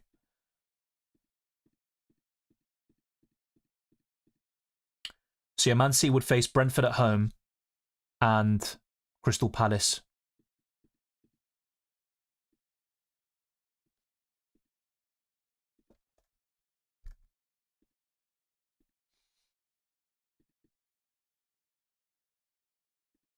So yeah. It's a pretty decent double, I think. 2 home fixtures. They would be favourites to win both of them. So yeah, that would be the double. Brentford and Crystal Palace at home. Bring in Zubimendi for Wilson or Barnes. Probably for Barnes. Now, for this week, I admit Barnes is more likely to score and give you something, but long-term Wilson is the superior asset. Yeah, Rice is a good option for the captaincy, even triple captaincy if you will. He's third in my overall list, but I probably won't play the chip this week. Yeah, best Arsenal captain aside from Gabriel. I showed the top 10 list earlier. I will do so one more time as well, but Gyökeres and Rice. Those are the top 3, alongside Gabriel, actually. Hi, Dylan. Hope you're doing well. Would you start Wilson or Cash? Probably Wilson, to be fair. I think Brighton will score. Good to see you, Ajnor. Good evening, Dylan. 2 free transfers, 2.1 in the bank. Should I be looking to sell Wilson sometime soon for someone like Sarr or Shada? Maybe even this week, or bench him for Mukiele or Estev this week. Thanks in advance. I'd probably sell him to Sarr. That would be my advice. But yeah, with Shada, no, he's still suspended and it's Arsenal anyway. And yeah, he's too inconsistent for me. Cherky or Garner? I'd start Cherky in 26. Havertz could be good, but not for a triple captaincy, and there's no guarantee he starts both. If he does, it's probably going to be in the midfield. Start Nunes or Anderson? Anderson. Start Krupi or Garner? That was covered earlier, Ahmad. Krupi's the answer. Start one of Tarkowski, Bowen and Mukiele. I'd say Bowen. And West Ham have a good record at home against Man United, so I think that could work. Virgil, Gabriel, Gay, O'Reilly, Mukiele, Rogers, Enzo, Bruno, Gravenberch, Rice, Pedro, Haaland, Thiago. Who to start? I would bench O'Reilly, Mukiele, and Gravenberch. There is definitely a case to start both City defenders and bench, let's say, Van Dijk. I think that's plausible as well, but I think that's the way I'd go about it. Bowen to Strand Larsen for the next 5 game weeks. As covered before, Sydney, no. I wouldn't go for Strand Larsen. I'd go for a different striker. João Pedro would be one of them, and yeah, Krupi or Mane for extra funds, and then you reinvest that in the midfield. Good to see Orania, Sanchez, Gabriel, Timber, Dallo, Rogers, Enzo, Cherky, Gravenberch, Erling, Hugo Ekitike, Thiago, Dubravka, Wilson, O'Reilly, Chow. Free transfers, 0.3 in the bank. Okay, so you've got 2 Arsenal players? Yeah, you don't have a third one. Okay, what I'd consider is selling one of Ekitike or Thiago to Krupi Jr. or Mane, if you want that extra doubler, and then use those funds to buy Declan Rice in the midfield. And that could be for Gravenberch here. And if you sell Ekitike, for example, you could have enough money to do Cherky to Palmer. That would look very enticing. And yet another move you might want is O'Reilly to Munoz. So let me know, Aranya, how that works for you, which moves you would prioritize from what I just mentioned, but I think Declan Rice would be the priority there with the double in mind. Hi, Dylan, would you start Zubimendi or Somerville, Enzo? Yeah, Zubimendi and Enzo for me. So Somerville on the bench. So Easy's not backing the Arsenal clean sheet, but he thinks, yeah, 2-1 and 4-1. Fair enough. I've gone for 2-1 against Brentford and 2-0 against Wolves. Yeah, Tarkowski to Munoz. I don't think it's like a massive difference long term, but as a short term move, before you wildcard in 30, for example, then yeah, I would definitely take the punt as a short term move, but it really depends on the situation. If you have wildcarded already, I would have some doubts about it, but yeah. This week, for example, I think 1-1 in the Everton game. I think Palace keep a clean sheet, so yeah, it could pay off as soon as Game Week 26. So my answer is yes, as a short to medium term move. Play Sanchez or Dubravka. It's going to be Sanchez. You can also see it with my team. Already have Chalobah, bench O'Reilly for DCL, Krupi Jr., Wilson. Probably Krupi Jr. to start over O'Reilly. And yeah, I'd probably have O'Reilly first on the bench there, DCL second. I mean, to be fair, any of those players could return. That's the thing. Including Wilson, who's currently on my bench. Krupi or Calvert-Lewin. I'm going to say Krupi. Larkin says Chow and Ekitike to Gabriel and João Pedro, or Chow and Nunes to Gabriel and Hill for having to play Hill. I'd probably go for Gabriel and Joao Pedro. Wilson to Verts, Palmer or Mbumo? Palmer. Aranya says Ekitike, Thiago, Rogers to Gyökeres, Mane, Bruno. Oh, you don't have Bruno as well. Yeah, that's true. That does look very enticing, and I like Gyökeres a lot for this double. But, yeah. The thing is, I mean, you would have your triple up in Arsenal. You would also have the 4 doublers, and you get Bruno Fernandes. So whilst I like what I suggested, this is very tempting. I think because of Bruno alone, I think it does edge me towards this. But it's a very close one. I do like the Rice transfer as well. And then buying Munoz at the back. But yeah, this works for now. And I don't know how much money you'd have as a result, but if you can then do a Riley to Munoz in the future, that looks very appealing as well. Just bear in mind that Arsenal, Wolves, Palace and Man City will all blank in 31. Hi Dylan, you helped me so much last week. 83 score. I'm glad to hear it. Thank you very much. Have double Arsenal defence. Would you choose Gyökeres, Rice as the third Arsenal asset? Long term, it would be Rice, but especially if you're wildcarding fairly soon, I think that plays a part in these decisions. And you saw my captaincy list earlier. Gyökeres is second, Rice is third. I would take a punt on Gyökeres. In terms of minutes, he won't be as secure. And with Rice, you won't really have those doubts more often than not. So it's a close one. Rice has the consistency and stability, but Gyökeres has the high ceiling and differential side of things in terms of EO, effective ownership. So I would lean towards Gyökeres and kind of go for it. Chasing his form, 6 goals in all competitions this year, the most of any Premier League player. Let's see if he continues. Goldhead says, which player to sell for an Arsenal one? Thiago, Michele, Anderson or Wilson. Replacements would be Gyökeres, Timber, Rice respectively. So I'm guessing you've got Gabriel and Raya as your 2 Arsenal players. So let me know there, Goldhead, if that's the case. If so, I would be tempted to do Thiago to Gyökeres. I do like the triple up in Arsenal defensively, but I think looking at the balance and the bigger picture, I think 2 is enough. And that's why, for people in that situation, I'd recommend Rice or Gyökeres. But that's just kind of my take on it. Yeah, Dubravka Verbruggen has been asked quite a lot today. I'm going to say Dubravka again. Anderson is definitely good to hold. Just Parky says, if you're not triple captaining Gabriel, does it make sense to go somewhere else and captain somebody else? Yeah, that's a good point. I think Gyökeres and Rice enter the equation. Even Timber as well, for example. It's definitely a play against the template, that's for sure. But I'm still going for Gabriel as my captain. I just don't think he will produce a massive return, like 15 plus points. But who knows? Maybe I'm going to be completely wrong about that. And yeah, I'm kind of backing Erling Haaland in 36 against Brentford and Palace at home to be an even better option. Havertz minutes for both games. I currently have him in my predicted lineup for both of them.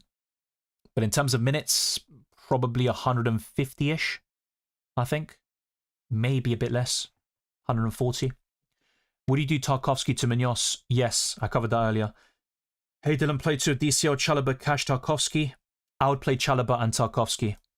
Hi Dylan, I want to get in Sarr for Wilson, but don't know who to bench him for along the following players. Well, that's what I mean then. In that case, you can just bench Wilson and prevent yourself this benching headache. To be honest with you, I'd keep Wilson for now. Best replacement for James, apart from Gabriel and Timber, I would say Daniel Munoz. Pick one of Thiago, Gravenberch, O'Reilly. Probably Thiago. If I only have one Arsenal defender, can I captain Gyökeres? Yeah, for sure. I mean, Gyökeres is second in my captaincy list. I think he's a good option with his recent form in mind. How is Saka doing? There's a chance he makes it before Gameweek 27, but if we're being completely honest, I think it's more likely he returns for the North London derby. So it's a very slim chance that he starts against either Brentford or Wolves, and he might make the squad for the Wolves game, but I don't think he starts. So yeah, I think he's more of a long-term option, but for the double, he could be ignored. Rice or Timber captain? It would be Rice. You're going to see my captaincy list again very soon. Triple for Madueke? No, I certainly wouldn't captain, let alone triple captain Madueke. I'd be happily proven wrong, but no. Anonymous, my name is Dylan, but thank you very much. Alex says, tempted to be risky and wait for Man City and Captain Semenyo as I need to catch up. That's fair enough. I think Semenyo's a good option. He's ninth in my captaincy list, but I wouldn't go for him over Chelsea or Arsenal players this week. Yeah, this question has been covered as well. Sam, thank you very much. Adam Armstrong could start, especially in the first game, but Mane also plays as a midfielder. He is classified as a forward in the game, but yeah, he typically plays in the midfield for Wolves. Enzo and Joao Pedro and for Ekitike and Anderson for a -4. Probably not, because Chelsea's fixtures turn for the worse fairly soon, and we could see a rotation there for at least one of those players. And I do like Ekitike and especially Anderson for his price. Verbruggen and Chalobah to Sanchez and Munoz. Yeah, looks good.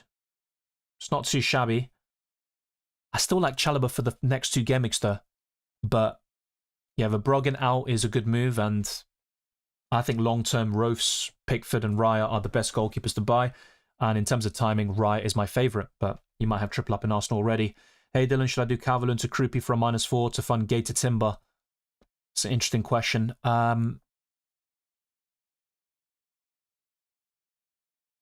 I'd probably go for it only just though.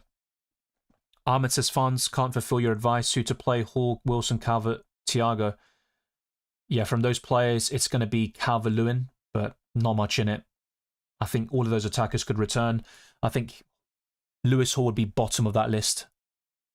An issue, actually, before the deadline, says Keith, was going to do Krupi to Gyökeres to have a third Arsenal and use the 4.8 million balance doing nothing, but saw you're not confident about him starting both. Yeah, but he's still second in my captaincy list, and he scored a brace against Sunderland off the bench, and also against Inter Milan back in January. So yeah, with Gyökeres, you do want him to start both matches, and he still could, by the way. But if I'm looking at the next 5 games in total in the Premier League, I think he starts 3 of them and not all 5. So he is the first choice striker, but there's also Havertz who can play there, and also Gabriel Jesus. So that's my current prediction. I think with the Wolves game, Arsenal could rotate a little bit. So between Calafiori and Hincapié, they can make a change. Trossard, Martinelli, and they could also play Havertz or Eze, and up front, Jesus, Gyökeres. So he's still worth captaining, in my opinion, in certain situations, and he's also worth a punt up front.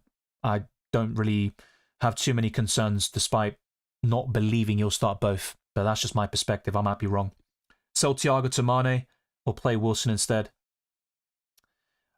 I'm probably going to sell Thiago to Mane, but that's only to fund the Timber move and get an extra double in the process. But in your situation, I think I'd probably just play Wilson.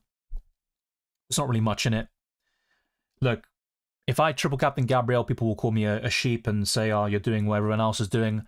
I'm just being honest. I'm probably going to save the triple captain for Double Gameweek phase 6. And yeah, I think the title will still be a factor back then, or by the time we get to that stage. And I think Man City facing Brentford and Palace at home is a better double than Arsenal's, despite the fact that Wolves looks very appealing. But both of them are away from home. And yes, it could be cagey, low scoring. If Arsenal keep 2 clean sheets, it's amazing, right? But my prediction is for Arsenal to keep 1 clean sheet, for Gabriel to get DEFCON in 1. And yeah, any attacking returns would make it a success for sure. But I'm probably looking at 8 to 12 points from Gabriel this week, which is good. But I think we can get more from the triple captain. Play Mane or Thiago? Mane, but only because he doubles, really. Verbruggen or Pickford? Pickford. Rice triple captaincy is solid. He's consistent, but it's very difficult to predict his returns. He is third in my captaincy list. I'm going to go through my top 10 list very soon because we are approaching the deadline now. I'm not sure who the alternative is here, Eddie. Start Mane or is it Gay? Yeah, try not to spam the chat, please. Yeah, you're getting in the way of others. But yeah, from those 2, it'd be Mane. Hi, Dylan, just joined the stream. Would you do O'Reilly to Senesi or just roll? Thank you. I'd probably just roll in this case, but O'Reilly is still a sell. If you have enough money, Munoz would be more appealing, especially for the next 2 game weeks. Arsenal defenders for sure. Gyökeres or Haaland? For Double Gameweek 26 only, dare I say I'm going to go for Gyökeres, but yeah, Haaland is obviously the better pick long term. I would not be selling Haaland for Gyökeres. I just wouldn't do that. Wilson or DCL? Probably DCL. Verbruggen or Dubravka? One more time. And the last one, I'm going to say Dubravka. Mark Guy for Pedro, Saka for Sarr, Van Dijk for Timber. Yeah, looks good. Yeah, I think that looks pretty promising. I'd probably go for it, yeah. Triple Captain Rice, also Dylan, you're a legend. Thank you very much, Gunnar. And yeah, hopefully Arsenal get the job done and we get some fantasy points in the process. So all the best with the triple captaincy. Hi Dylan, I have 4 free transfers. Should I use 3 for Gabriel, Rice and Krupi in for Dorgu, Cunha and Bowen? Yes. And you might want to consider Mane over Krupi just for the extra game this week, but he does blank in 31. Long term, I think Krupi's better, so that's a solid choice. I would go for it. Wilson or Calvert-Lewin? Very close, but probably Calvert-Lewin. What about Keane? What about him? I mean, in my lineup, he was in it, but I did highlight the fact that he could be on the bench for Branthwaite. I think that is inevitable at one stage. Yeah, triple captain Gyökeres is definitely a punt. It's risky, but I think he'll start one game, get decent minutes in the other, and he could get a goal or 2 off the bench anyway against Wolves. So yeah, I think he'll start against Brentford, have a cameo against Wolves, and a big return is still possible. Start Virgil or Enzo? Enzo. Is it worth Rice and Sanchez out, Sarr, Raya in? Probably not. Would you start Jimenez or Thiago?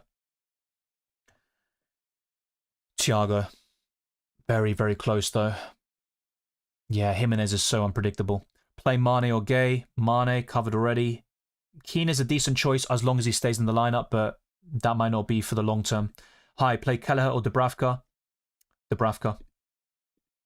Okay, so let me do these quickly, otherwise I will forget and I want to lock in my team. So let's go through the FDR. West Ham, Wolves, Brighton, Leeds and Burnley are in the bottom 5. And in terms of the top teams, Bournemouth, Aston Villa, Man City, Fulham and Brentford.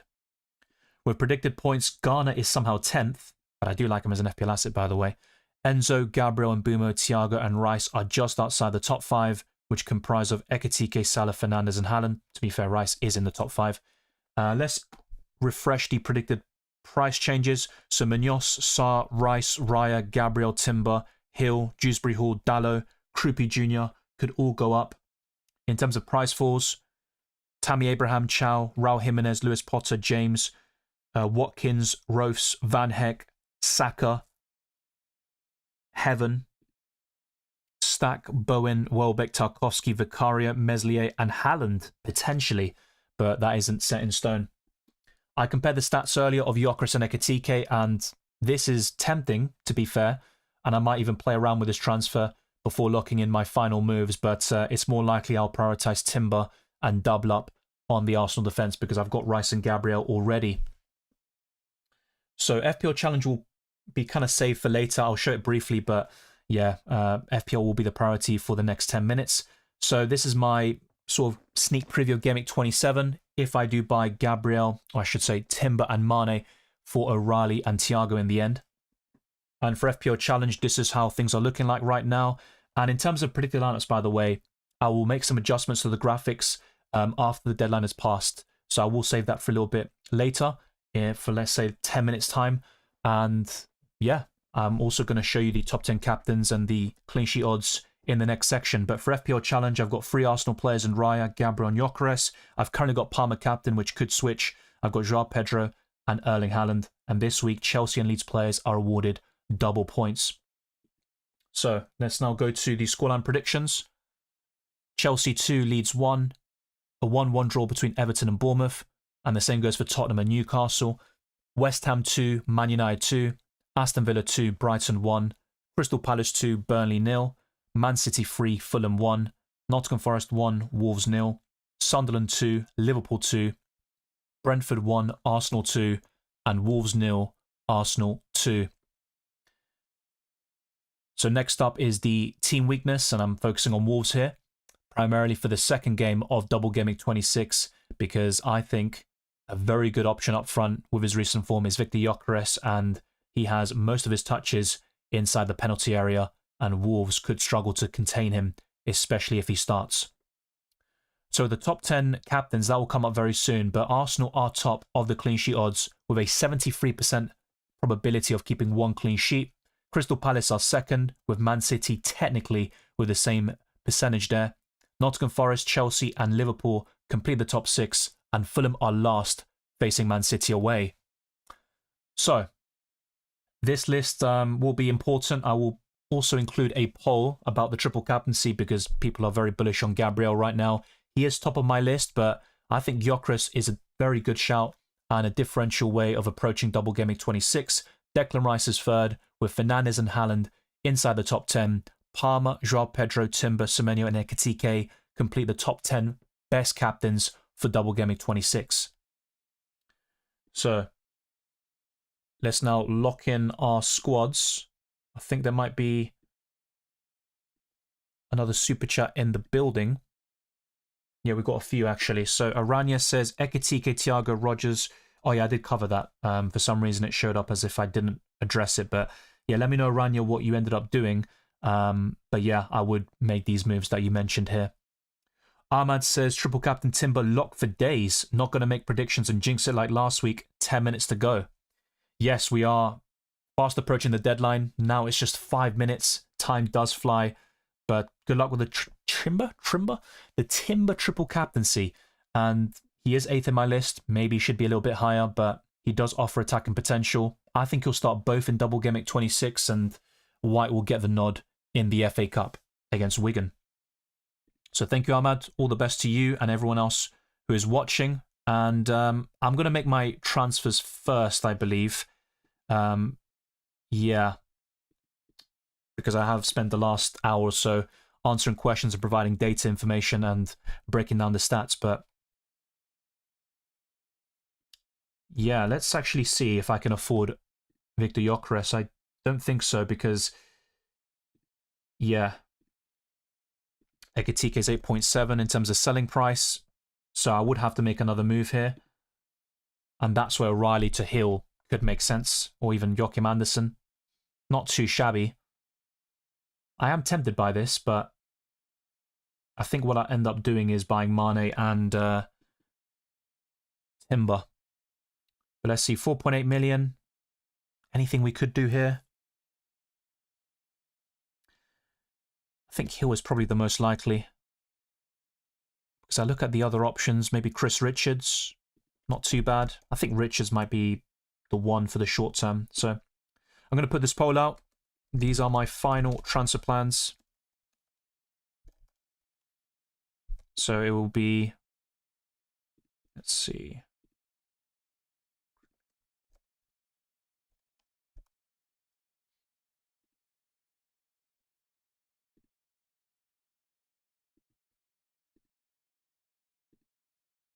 Okay, so let's get the stream up to 150 likes. It'd be greatly appreciated. And subscribe to the channel, hit the hype button, share, all that good stuff. And check all the links in the description. There's my Discord server, Twitter, Instagram, and Blue Sky. So you're always up to date on my content and also all those fantasy formats. So let's do this quickly. O'Reilly and Ekitike to Richards and Gyökeres. And the alternative, let's put Hugo then, since there's a limit. And the other option is going to be O'Reilly as well. And Thiago to Timber and Mane. So be sure to vote. Let me know your thoughts in the live chat. So yeah, I literally just went through the top 10 captains and I put Timber 8th and Rice 3rd. So I prefer Rice. They're both good options. Is there any Wolves player worth playing? Mane. And that's probably it. And that's because he's cheap as well. But yeah, I do like the Richards and Gyökeres transfers, which kind of sprung to mind now as a late sort of eureka moment. But yeah, I do prefer, as the poll is suggesting as well, or at least it was before I said that, O'Reilly and Thiago to Timber and Mane. But it's very even. So yeah, it's not clear-cut. It's not clear-cut in my opinion, but yeah, interesting times are ahead. Bench 1, Bowen, Mane, Garner, thinking Bowen. I think Bowen could do well here. I'd probably bench Garner. Krupi or Calvert-Lewin? Krupi. Bench boost of Dubravka, Senesi, Wirtz and Gay on the bench? Yes. I'm probably going to save it for Gameweek 33, but that looks solid. Nico Williams, what about him? He's back. He should start, but I wouldn't recommend him. Would you do Cherky to Mbumo and keep Rogers, no Bruno, or do Rogers to Bruno and start Cherky this week? I still like Bruno a lot, though. I'd go for the Bruno route, Aranya, to be honest with you. FPL site and app both not working. Oh, that's not good. Oh yeah, I need to make my transfers now, but I lost track of time. So yeah, I'm gonna buy Timber and Mane. I need to lock things in, but maybe I've left it a bit too late. Yeah. Bomberklat. Let's see if it goes through. It has gone through. And everything is set in order. So yeah, nothing to worry about. The app hasn't crashed for me, or at least the website hasn't. But yeah, I've bought Timber and Mane. I've got 4 doublers now. I was very tempted by Gyökeres and Chris Richards. Oh, I sold the wrong guy. What a fucking idiot. Yeah, I sold Ekitike instead of Thiago, but there you go. It is what it is, right? Yeah, Ekitike is gone. He does face Sunderland next, but yeah, I think long term I would rather have Thiago. The thing is, I do wildcard in, what, probably Gameweek 30 or 32? But yeah, I can jinx Thiago. Why not? Haaland's going to haul. Yeah, I'm not going to captain him, though. Dallo Anderson. Elliot Anderson. No, I'm not triple captaining. Thanks, Dylan, but I don't like last-minute changes. Benching Bowen. I'll listen to you in the future if it fails. Yeah, I don't like last-minute changes as well, to be fair, but it is what it is. Captain Chao Ekitike, yeah, he's going to score now. By the way, I benched him last week when people were saying, oh, what are you doing benching him? And yeah, he ended up doing well. But yeah, I made a mistake there, but maybe it'll be a blessing in disguise. Who knows?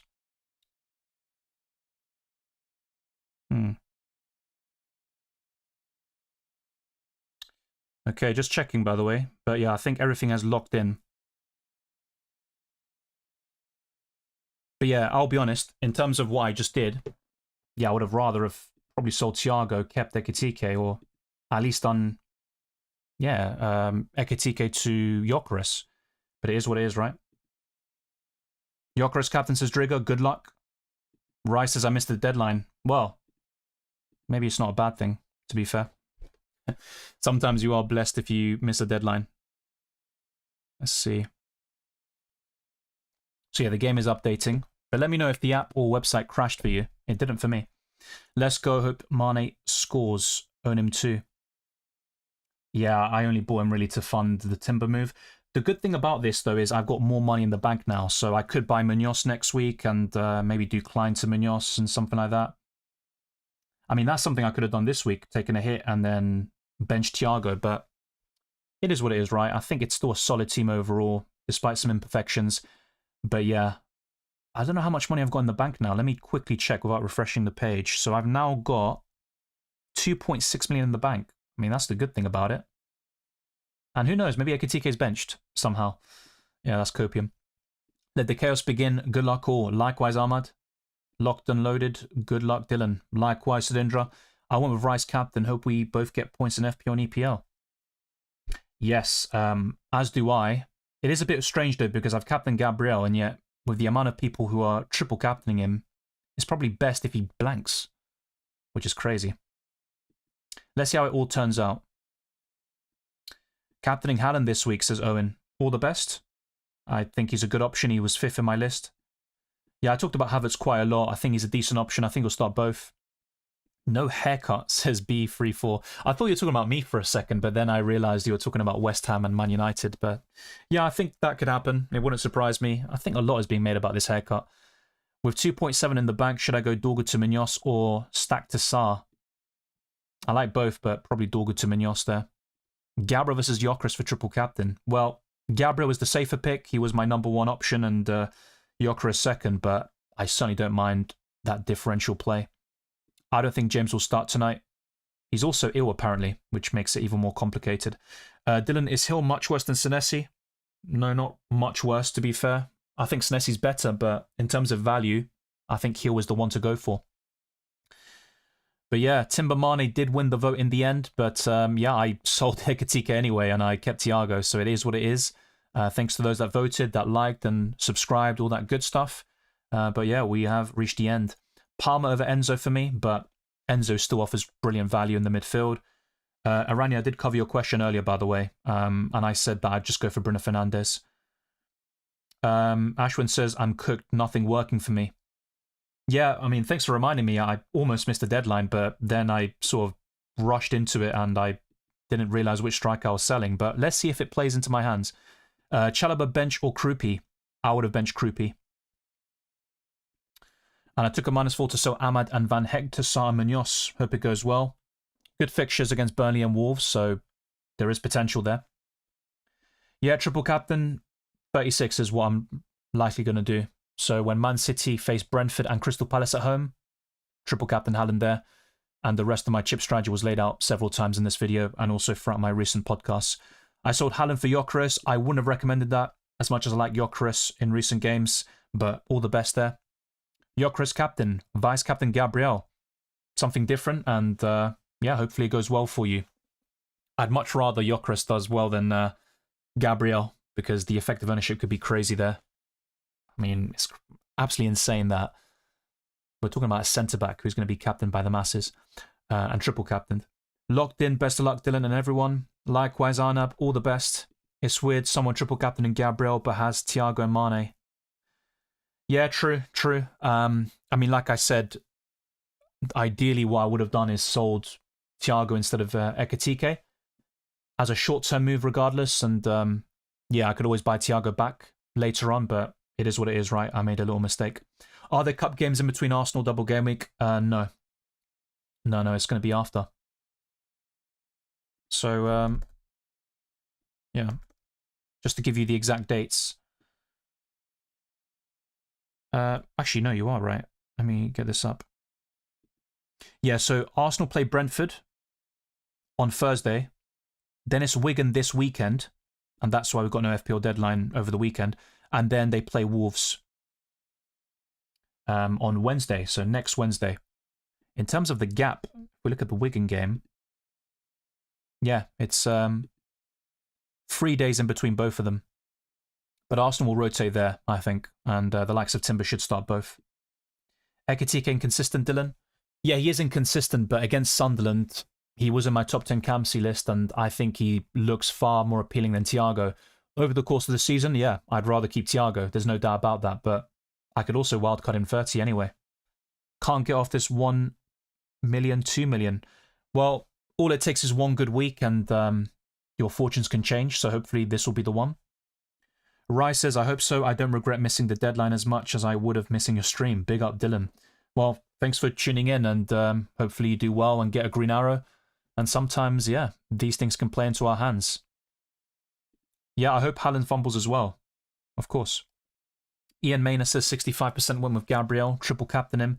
35% win with Gyökeres, didn't triple captain him. Well, let the show begin. Well, it's something different. It's not necessarily a bad thing.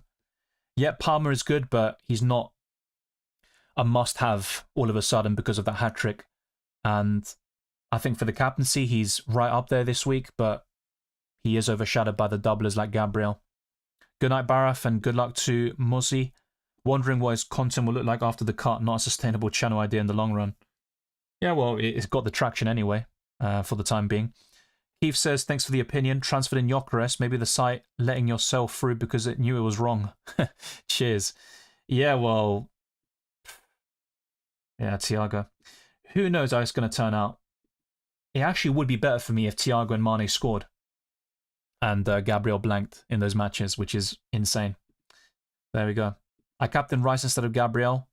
No, you're not cooked. Rice was third on my list, and I think he's an underrated option, and everyone's going to Gabriel, like myself. Have you ever met a fan in real life? I've met people who have watched the channel, yes, but not, I wouldn't call them fans. Locked Gyökeres captain, also good luck, guys. Yeah, all the best, mate, and Gyökeres is a good shout. I do like that. He's second in my list, and he might be the one this week. Hi, Dylan. I started Rose over Dubravka. Makes sense. I think both of them will concede, and Rose has a higher ceiling. But yeah, I think I probably would have gone for Dubravka for the clean sheet potential, but I think Palace will score against Burnley anyway, so it makes sense. I've gone for 2-0 Palace and 2-2 in the Sunderland-Liverpool game, so hopefully Ekitike doesn't score. Captain Joao Pedro. He's a good shout, definitely. Another one who ranks highly in the top 10, but overshadowed once again. Rice says, surprisingly, I've got Havertz captain. I really hope these differentials pay off like Gyökeres and Havertz when it comes to captaincy. And I think Havertz will start at least one of them. But there is a chance that Eze starts against Wolves. But the FA Cup will be very important over the weekend. Ashwin says, I left it too late to make changes. Should have been more careful with how bad the following app and website actually is. Bruno captain. I had triple Arsenal. 1 positive. Got 3 transfers and 2 million in the bank. Yeah, I made the transfer very late. It went through, but I still had regret there, as you could tell. But yeah, I think it was probably better to do it a bit earlier. I think the ideal window would be 15 minutes or 10 minutes before the deadline, but sometimes you get information afterwards. I don't think we're ever going to get that today, really, but you never know. I literally spin the wheel 10 times to determine not to triple captain Gabriel. Painful but hopeful that there are better opportunities later on. I think there will be, and Erling Haaland in 36 definitely stands out. No, I didn't do the triple captain, and throughout the week I said it's very unlikely that I'll do it, and I'm looking at 36 instead. If so, Gyökeres likely benched in the cup games and focus in the league. Yeah, that's where Jesus could start in the FA Cup, so I will go through my updated lineups fairly soon, but let me go to FPL Challenge first and foremost, just for those that haven't seen it. I've gone for Raya, Gabriel, Palmer captain, Joao Pedro, Gyökeres and Haaland.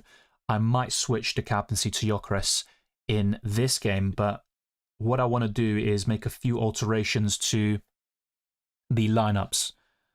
So let's see here. I'm going to go for Janelt. Yeah, here we go.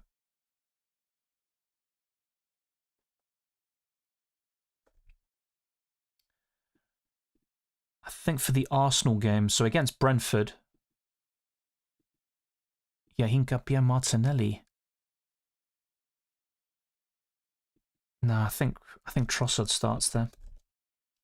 And I'll put Gyökeres to start in both. I think, yeah, the FA Cup is where we could see the rotation happen, and Eze will start, and Martinelli, Jesus. I think left back is interesting though. So I think what could happen actually is Hincapié starts against Brentford, Lewis Kelly starts against Wigan, and then Calafiori starts against Wolves. So I'm going to go for that in my predicted lineup. Yeah, let's go for that.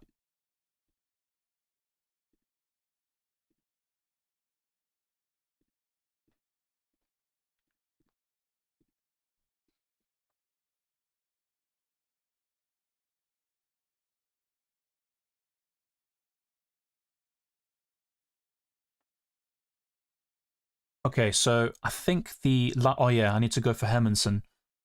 So I'll just update that as well quickly and then show you all the predicted lineups again, one more time.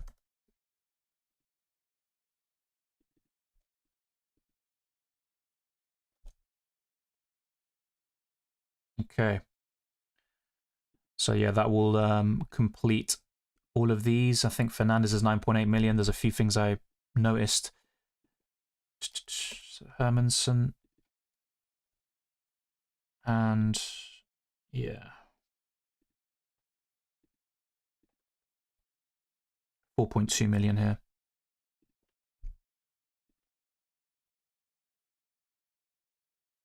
In terms of prices, I think it's generally okay, but yeah, let's go for Fernandez 9.8 million and we're good to go.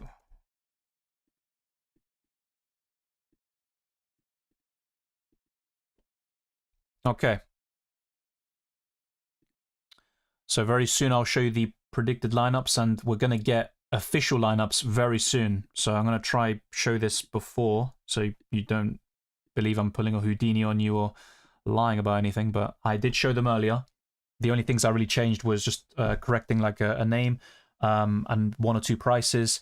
I made a few changes to the Arsenal lineups actually between both matches in their double, and yeah, putting Hermansen instead of Areola for West Ham. So I'm going to go through that very shortly. And I think that's all done. So let's go to the predicted lineups and talk about my changes to the Arsenal team. So against Brentford, I think they'll go for Raya, Timber, Saliba, Gabriel, and Hincapié, Zubimendi, Havertz, and Rice, Madueke, Trossard, and Gyökeres. For the second game against Wolves, I think Arsenal will have a similar 11, but Calafiori at left back, and I think that's probably the noticeable change. There could be a modification with Martinelli instead of Trossard. And yeah, to be fair, Trossard, I don't think we've gone up there on him. Is he yellow flagged? I think he's still yellow flagged because he was subbed off in that match. So yeah, Trossard is yellow flagged, to be fair. So we could see Martinelli start. I think that is definitely a shout. So yeah, I think maybe I'll make one more change here and put Martinelli in there. I did forget that Trossard after 88 minutes was taken off due to injury. But let's move on to the other teams. So with Aston Villa, I'm not expecting too many changes, mainly in the defensive line. So Pau Torres and Maatsen to come in for Mings and Luca Dean. And for Bournemouth, I think Rayan will start as the right winger and Jimenez as the right back. With Brentford, a change to a back five is possible, and that's where Collins could return to the starting 11, and Schade is still suspended here. Henderson could also get the nod in the midfield. Damsgaard's yet another option, but I think this is the likely Brentford 11. And with Brighton, who even knows at this point? Hörsel has been rotating like crazy, but I've gone for Kadioglu and De Kuyper as the wing-backs, or the full-backs here. I've gone for Welbeck up front and Gomez as the attacking midfielder, with Minter on the right. And with Burnley, Lau Foster up front, and I think Tuanzebe is reportedly injured, so we could see one of Laurent or Ekdal take his place. Moving on to Chelsea, another team with a lot of rotation, but I think Gusto will start right back, and I think the lineup is out. So you're going to see the official confirmation very soon. I've gone for Neto, Garnacho, but it would not surprise me whatsoever to see Esteval start on the right, so only time will tell. And with Crystal Palace, I've gone for Guesson to start after an impressive debut for the Eagles, and not many changes elsewhere. Everton could have one noticeable change in their defence with Branthwaite taking the place of Keane, but I've gone for the budget defender / mid-priced option to keep his spot for at least one more week, but we could see a few changes there for the Toffees. And with Fulham, a shift to a back five is also possible, and I've gone for Tete to replace Castagna. With Leeds United, Struijk is injured and Biol will take his place, and Gruev has been in good form recently, so not too many changes in this Leeds lineup. And with Liverpool, Szoboszlai is suspended for the next couple of matches, so I think Curtis Jones will start on the right-hand side, and hopefully Ekitike blanks. I just sold him, and that was a mistake. With Manchester City, I think Foden could enter the starting 11. The same goes for Ruben Dias, and that would mean O'Reilly as the left-back. With Manchester United, I think Mbeumo will start up front despite limping after the Tottenham game, and everything else should be unchanged for the Red Devils. And Newcastle United are also featuring tonight, and I've gone for this 11, but there could be so many changes. Gordon should be back very soon. And with Nottingham Forest, I've gone for Ortega in goal, and a key change with the wingers, Hutchinson starting and Luca up front to make his full Premier League debut. He did score as a substitute, and Nico Williams returns from suspension. And with Sunderland, yeah, pretty much what you would expect. Xhaka could be available fairly soon, but I think they'll go for this starting 11 against Liverpool. And with Tottenham, Dragusin would replace the suspended Christian Romero, and they've got so many injuries right now, like Udogie, who is out for the next month, so Sousa will be the left wing back there, and the rest is pretty much set in stone. With West Ham, I've gone for Hermansen in goal over Areola, and I think Pablo will start if he's fit, but if not, Potts is also possible. And with Wolves across both game weeks, or both matches in Game Week 26 against Nottingham Forest, I've gone for this 11 with Angel Gomez in the midfield with Mane and Joao Gomez, Tolu and Armstrong up front. And the alternative is this against Arsenal, where Andre would be in the midfield, and we could see Hwang Hee-chan partnering Tolu as the strikers. So there we go. And I'm now going to bring up the confirmed 11s that we have. So there are 3 matches: Chelsea, Leeds, Everton, Bournemouth, and Tottenham, Newcastle. So I'll go through them one by one and then call it a day. So Chelsea are first up, and I will show you all of these in just a minute.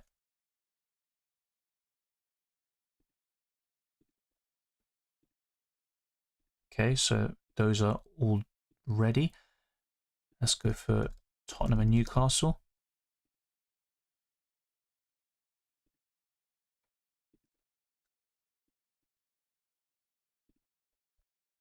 Be sure to like, subscribe, hype, all that good stuff. Check the links in the description below for my social media platforms like Discord. And let's go to, yeah, Everton and Bournemouth.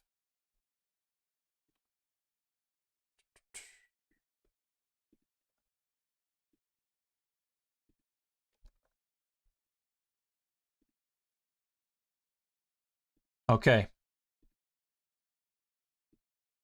I believe we are ready.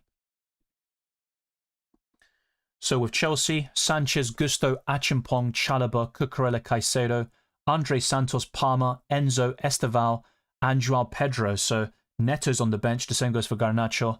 And yeah, Palmer's playing on the right-hand side, it seems. Enzo a bit further forward. And yeah, a few surprises, you could say, or just changes compared to what I just showed you. With Leeds, Darlow, Bogle, Goodmanson, Rodon, Biol, Bornau, Justin, Ampadu, Gruev, Aronson, and Nemecha. So no Calvert-Lewin. So it looks like he's picked up an injury then. He's not even on the bench. Okafor is amongst the substitutes. So yeah, a few surprises there for Leeds United. I believe that's 9 out of 11 correct from my perspective. And for Everton, there is a debut here for Tyreek George. So Pickford, O'Brien, Tarkowski, Branthwaite, Mikalenko, Garner, and Idrissa Gana Gay, Indai, Dewsbury Hall, Tyreek George, and Barry. So Keane drops to the bench, and I talked about this being a possibility, but I thought he would keep his spot for at least one more week, but that isn't the case here. And Michael Keane is now a substitute. For Bournemouth, Petrovic, Truffer, Senesi, Scott, Ivanoson, Christie, Jimenez, Adley, Hill. Wow, so a few surprises there. Rayan is in there, and Toth. So, yeah. That's, I think, 9 correct for Bournemouth as well. With Tottenham Hotspur, Vicario, Dragusin, Xavi Simons, Bissouma, Gray, Solanke, Gallagher, Spence, Odebear, Sarr, and Van der Ven. So I think with this, probably 9 correct. So Spence does start. He is available. And Spurs definitely needed that, I should say. And for Newcastle, Gordon is back in the starting 11 with Pope, Trippier, Botman, Barnes, Chow, Elanga, Willock, Byrne, Bruno Guimaraes, and Ramsey. So there you go. Quite a few surprises in all these lineups. And yeah, some key players returning from injury and suspension. So thank you, everyone. It has been a blast talking to you for the past couple of hours. If you haven't already, be sure to like this video, subscribe to my channel, and also hit the notification bell. Click the share button, the hype button on YouTube, all that good stuff. And let's continue the conversation on my other social media platforms like Twitter, Instagram and Blue Sky, Dylan RCM, the Discord server, FPL League, FPL Challenge, Spotify are also found in the description. And yeah, let's keep on getting the likes up even further. It's greatly appreciated, and I'll answer a few more questions. But yeah, I did show my FPL Challenge squad a few minutes ago, so hopefully you saw that, Lambie. Yeah, James is not in the squad. He was ill. Yeah, true, exactly. Croupier's bench. That's what I mean. There's so many surprises. And once I saw, was it Andre Santos starting, I was thinking, oh, is Enzo going to be benched? Thankfully, he's not. So far, not too bad for me personally. And it would help if Ekitike was benched or he just flopped, but let's wait and see. Done Foden to Rodgers instead of Sarr. Yeah, I prefer Rodgers as well. Thank you, Lambie. You're a very calm person. I like that during a deadline stream. Yeah, even though I just make a lot of late transfers and stuff because I'm busy answering questions, and yeah, it can backfire sometimes. It did today, I think, and we'll see the difference and swing between Thiago and Ekitike in the end. I feel Sunderland can win. Amazing home record they have. They certainly can, but I don't think they'll keep a clean sheet against Liverpool. Hopefully I'm wrong. Oogie Boogie says final team: Sanchez, Gabriel, Kanate, Tarkowski, Enzo, Rice, Rodgers, Dewsbury Hall, Bruno Fernandes, Haaland, Gyökeres. Looking in good shape. I think Kanate I'm not a big fan of, but yeah, you could maybe move him to Munoz very soon. Bit of a good thing you kept Thiago, Dylan. Next game week he has good fixtures, so it's not so bad that you kept him instead of Ekitike. Yeah, I think it's mainly looking at Double Gameweek 26, where obviously he's facing, well, he's facing Arsenal, and so is my other forward in Mane, but it is what it is. I'll buy him again next week, probably, says Mohammed. And that was in reference to Haaland, right? Yeah. Little Panic used the wild card to get in Palmer, Rice, and Captain Gyökeres. Why not? Well, I think the wildcard could work still. I'm probably going to use it in 30 or 32, but I'm still open-minded about it. Ian Mayner says it'll be extremely interesting if Gyökeres gets more points than those who triple captain Gabriel. Starts complaining on your live chat, Dylan. Well, yeah, people always complain, right? But there are also people celebrating and showing off their scores, especially in reaction streams, and hopefully I can do one over the next couple of days. So yeah, I'll keep you updated on that. There is a bit of a break FPL-wise, but we do have Champions League content as well to prepare for match day 9, so keep your eyes peeled for that next week. Twisted Parky says my comp completely gave up just before your computer. Yeah, that is far from ideal. Others had issues with the app and website. Didn't know what to do anyway. Well, after I saw the Richards and Gyökeres potential moves, I was also in a similar situation, and yeah, that's why I ended up making a bit of a fuff of it, a kerfuffle, if you will. But yeah, here's my FPL squad again, if you want to see how amazing it looks. Oh wait, no, it's not, because Ekitike is still there. Yeah, Mane and Timber are in. So does that look better? I mean, it's 2 extra doublers, I guess, so hopefully it's not too bad. DR7K34 says, starting Raya, Gabriel, Richards, Chalobah, Semenyo, Bruno, Zubimendi, Thiago, Haaland, Ekitike, with Alderete, Wilson, Rodon on the bench. I would have put Wilson ahead of Alderete in the pecking order, but yeah, good squad. I agree with the starting 11, and you've got some nice differentials like Zubimendi. Goldhead says went with Wilson to Rice. Yeah, good move. Captain Gabriel. I feel Brentford goal's a real possibility, so triple captaincy isn't worth it. I have very similar thoughts on it. I think 2-1 Arsenal against Brentford, and I went for 2-0 against Wolves. And you've also got the potential Erling Haaland triple captaincy in 36 facing Brentford and Palace at home. So that looks more appealing to me. And I think Wilson to Rice is a significant upgrade. Miss triple captain. I don't really see it that way personally. I can understand if others maybe feel like a bit of regret, and we'll see how it turns out, right? But yeah, I think ultimately it is what it is. So I prefer Game Week 36. Oogie Boogie says, this is my first FPL season, so not sure if this is sound. Odds that Mosquera and Ben White snatch starts from Gabriel and Timber. There's the FA Cup game in between against Wigan. That's where they will start, so I don't think it will happen in the Premier League. I think Gabriel and Timber, especially Gabriel, they'll start both games. Thank you, Sudindra. Take care and catch up with you soon. Currently 2:10 a.m. here in Malaysia. Yeah, it is late, so all the best, mate. And now it's 2:26 for you. But Gabriel, Captain Blank, and score low points. Yeah, easier. Trying to jinx the Arsenal defence right now. What do you want? Gabriel, Captain, gets at least more than 15 points for both Thiago, Mane, Blank. Look, what I want is for Arsenal to win, to be honest with you. But from an FPL perspective, I would say, yeah, for Mane and Thiago to get returns and for Gabriel to blank. But as long as Arsenal win, that's the most important thing. No worries, Josh. I locked my team in as Sanchez, Richards, Dalot, Timber, Trossard, Mbumo, Palmer, Caicedo, Fernandes, Haaland, Thiago. Did Trossard before get flagged, unfortunately. W team, though. Yeah, Trossard got flagged shortly after the 3-0 win against Sunderland. He was subbed off after 88 minutes, and it might be a muscle injury, so that's a potential concern. And that's why Martinelli could start against Brentford. But if it wasn't for that, I think it would have been quite clear. You know, Trossard starts in both Premier League matches, potentially, and Martinelli in the FA Cup against Wigan. But now it's up in the air. So, yeah, I might change that. It just depends on Trossard's fitness, really. But, yeah, I did show my predicted lineups earlier. I think Arteta wants to focus on Arsenal winning the league. Yeah, well, but every competition is there to win, and Arsenal are in a strong position.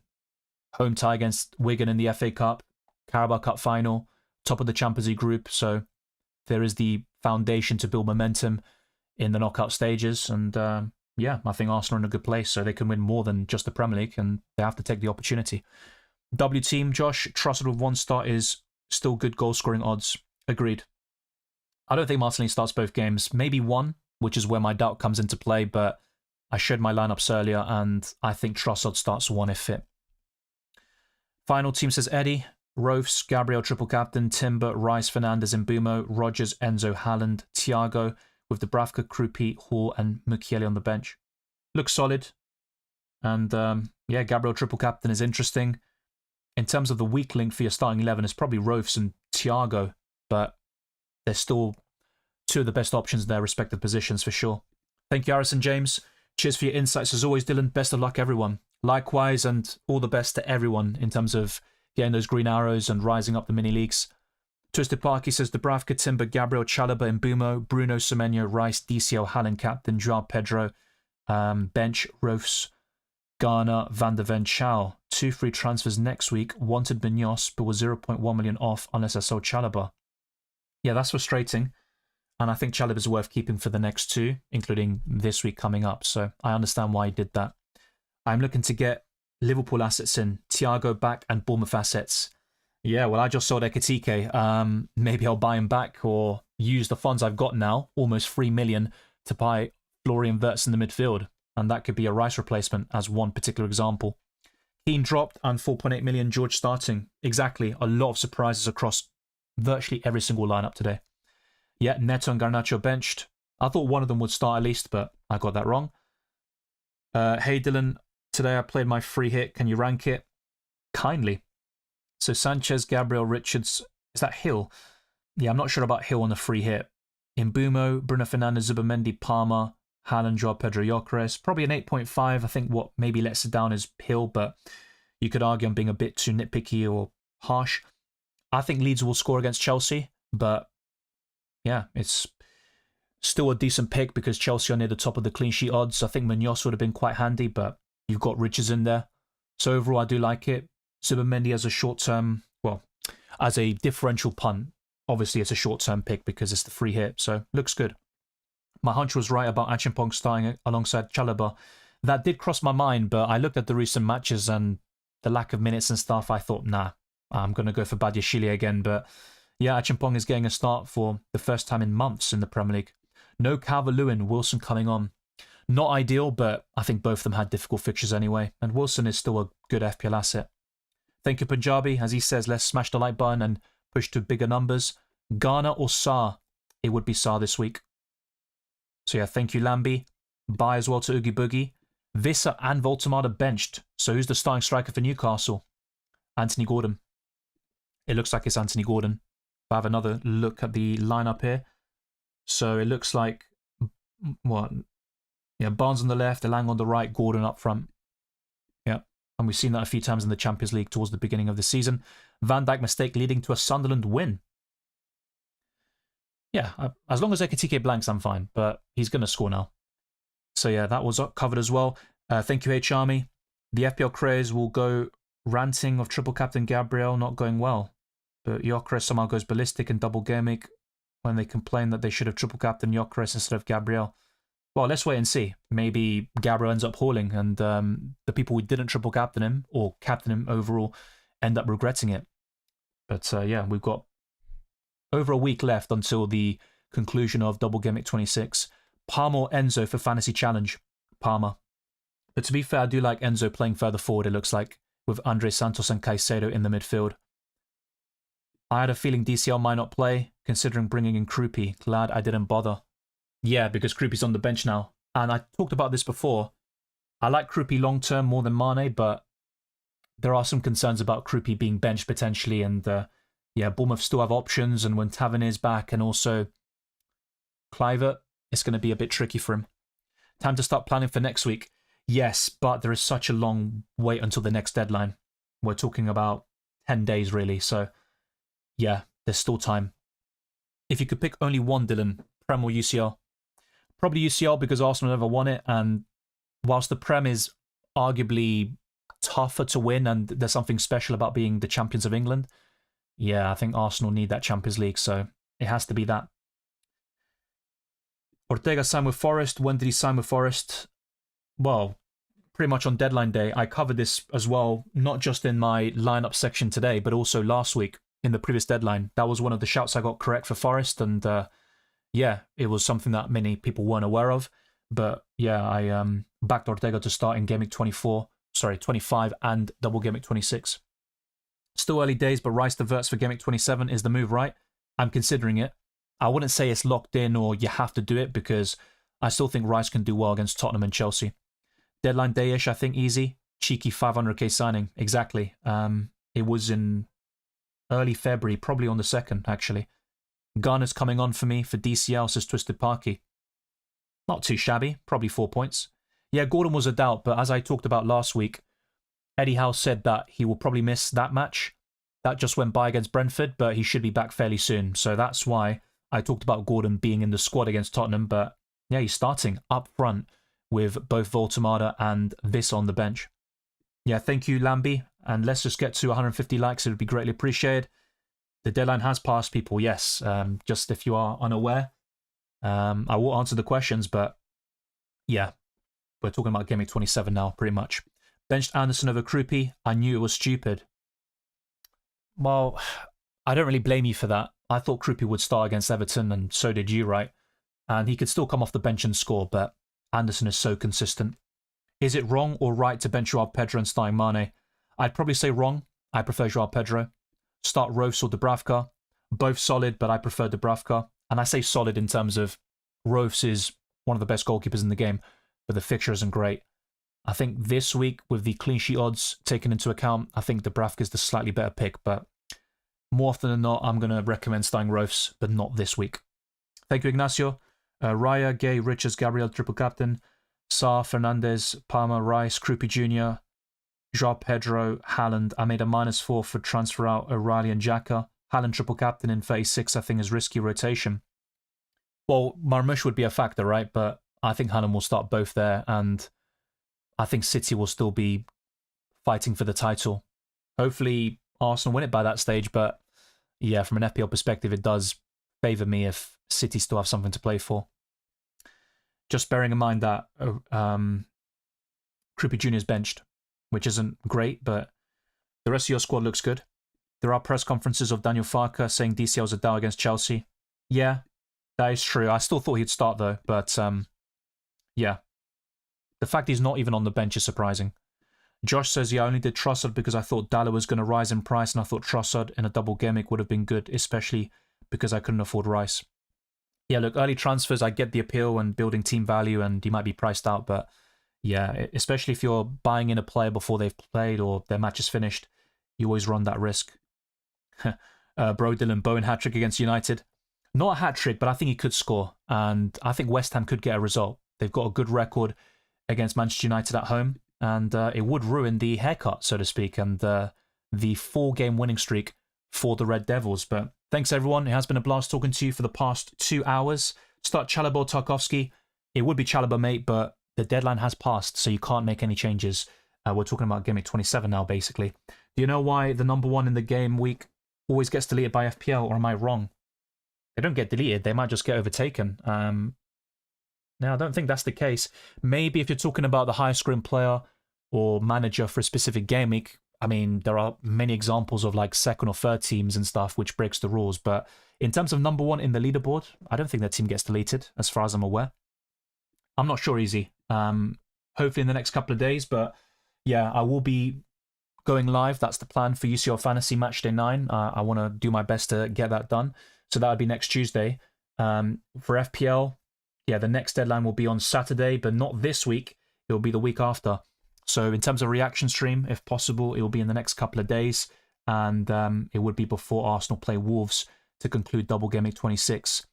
Wei Sing says, late to the party, hoping for a green arrow. All the best there, Wei Sing. And yeah, just rewind a little bit and you'll see which transfer I made. There was a little error in there, but maybe it will bode well and be a blessing in disguise. Yeah, Palmer captain on challenge. That's what I've currently gone for. But I am tempted to switch to Victor Gyökeres, to be fair. Dylan, you have 3 Arsenal and 1 City. I have 2 City. What are you doing for 31? I'll probably sell Rice, then maybe Timber, and or Semenyo, then maybe Haaland or Gabriel, then bring back. Well, I am quite open to free hitting in 31. So as I talked about before, wildcard in 30 or 32 is the current plan. Free hit in blank Gameweek 31 or blank Gameweek 34. Bench boost in double Gameweek 33. And triple captain in double Gameweek 36. And yeah, if I decide to free hit in 34, I might end up just selling my Arsenal players. So Rice could become Wirtz or Antoine Semenyo, but to be fair, that doesn't really help me with blank Gameweek 31 in mind, but I could make that sort of switch as well. Goodbye as well to you. Thank you very much. Yeah, exactly. DCL and Hall are benched. A lot of surprises in those lineups. I think Keane isn't a massive surprise, but I still thought he would start today. I hate number 1 in the week. It's a load of rubbish. Players that take massive hits and captain a random get it. It looks at the score. It does not consider hits, I don't think. Yeah, I agree. And people kind of force it just to be the number 1 manager in a specific week. That's how it is. Thank you, Ian. Good luck to you as well. And manifesting green hours for everyone. A great way to end it. I'll see you very soon for more FPL and use your fantasy content. Take care, enjoy the football, and let's get those green arrows and rise up the mini leagues and the rankings.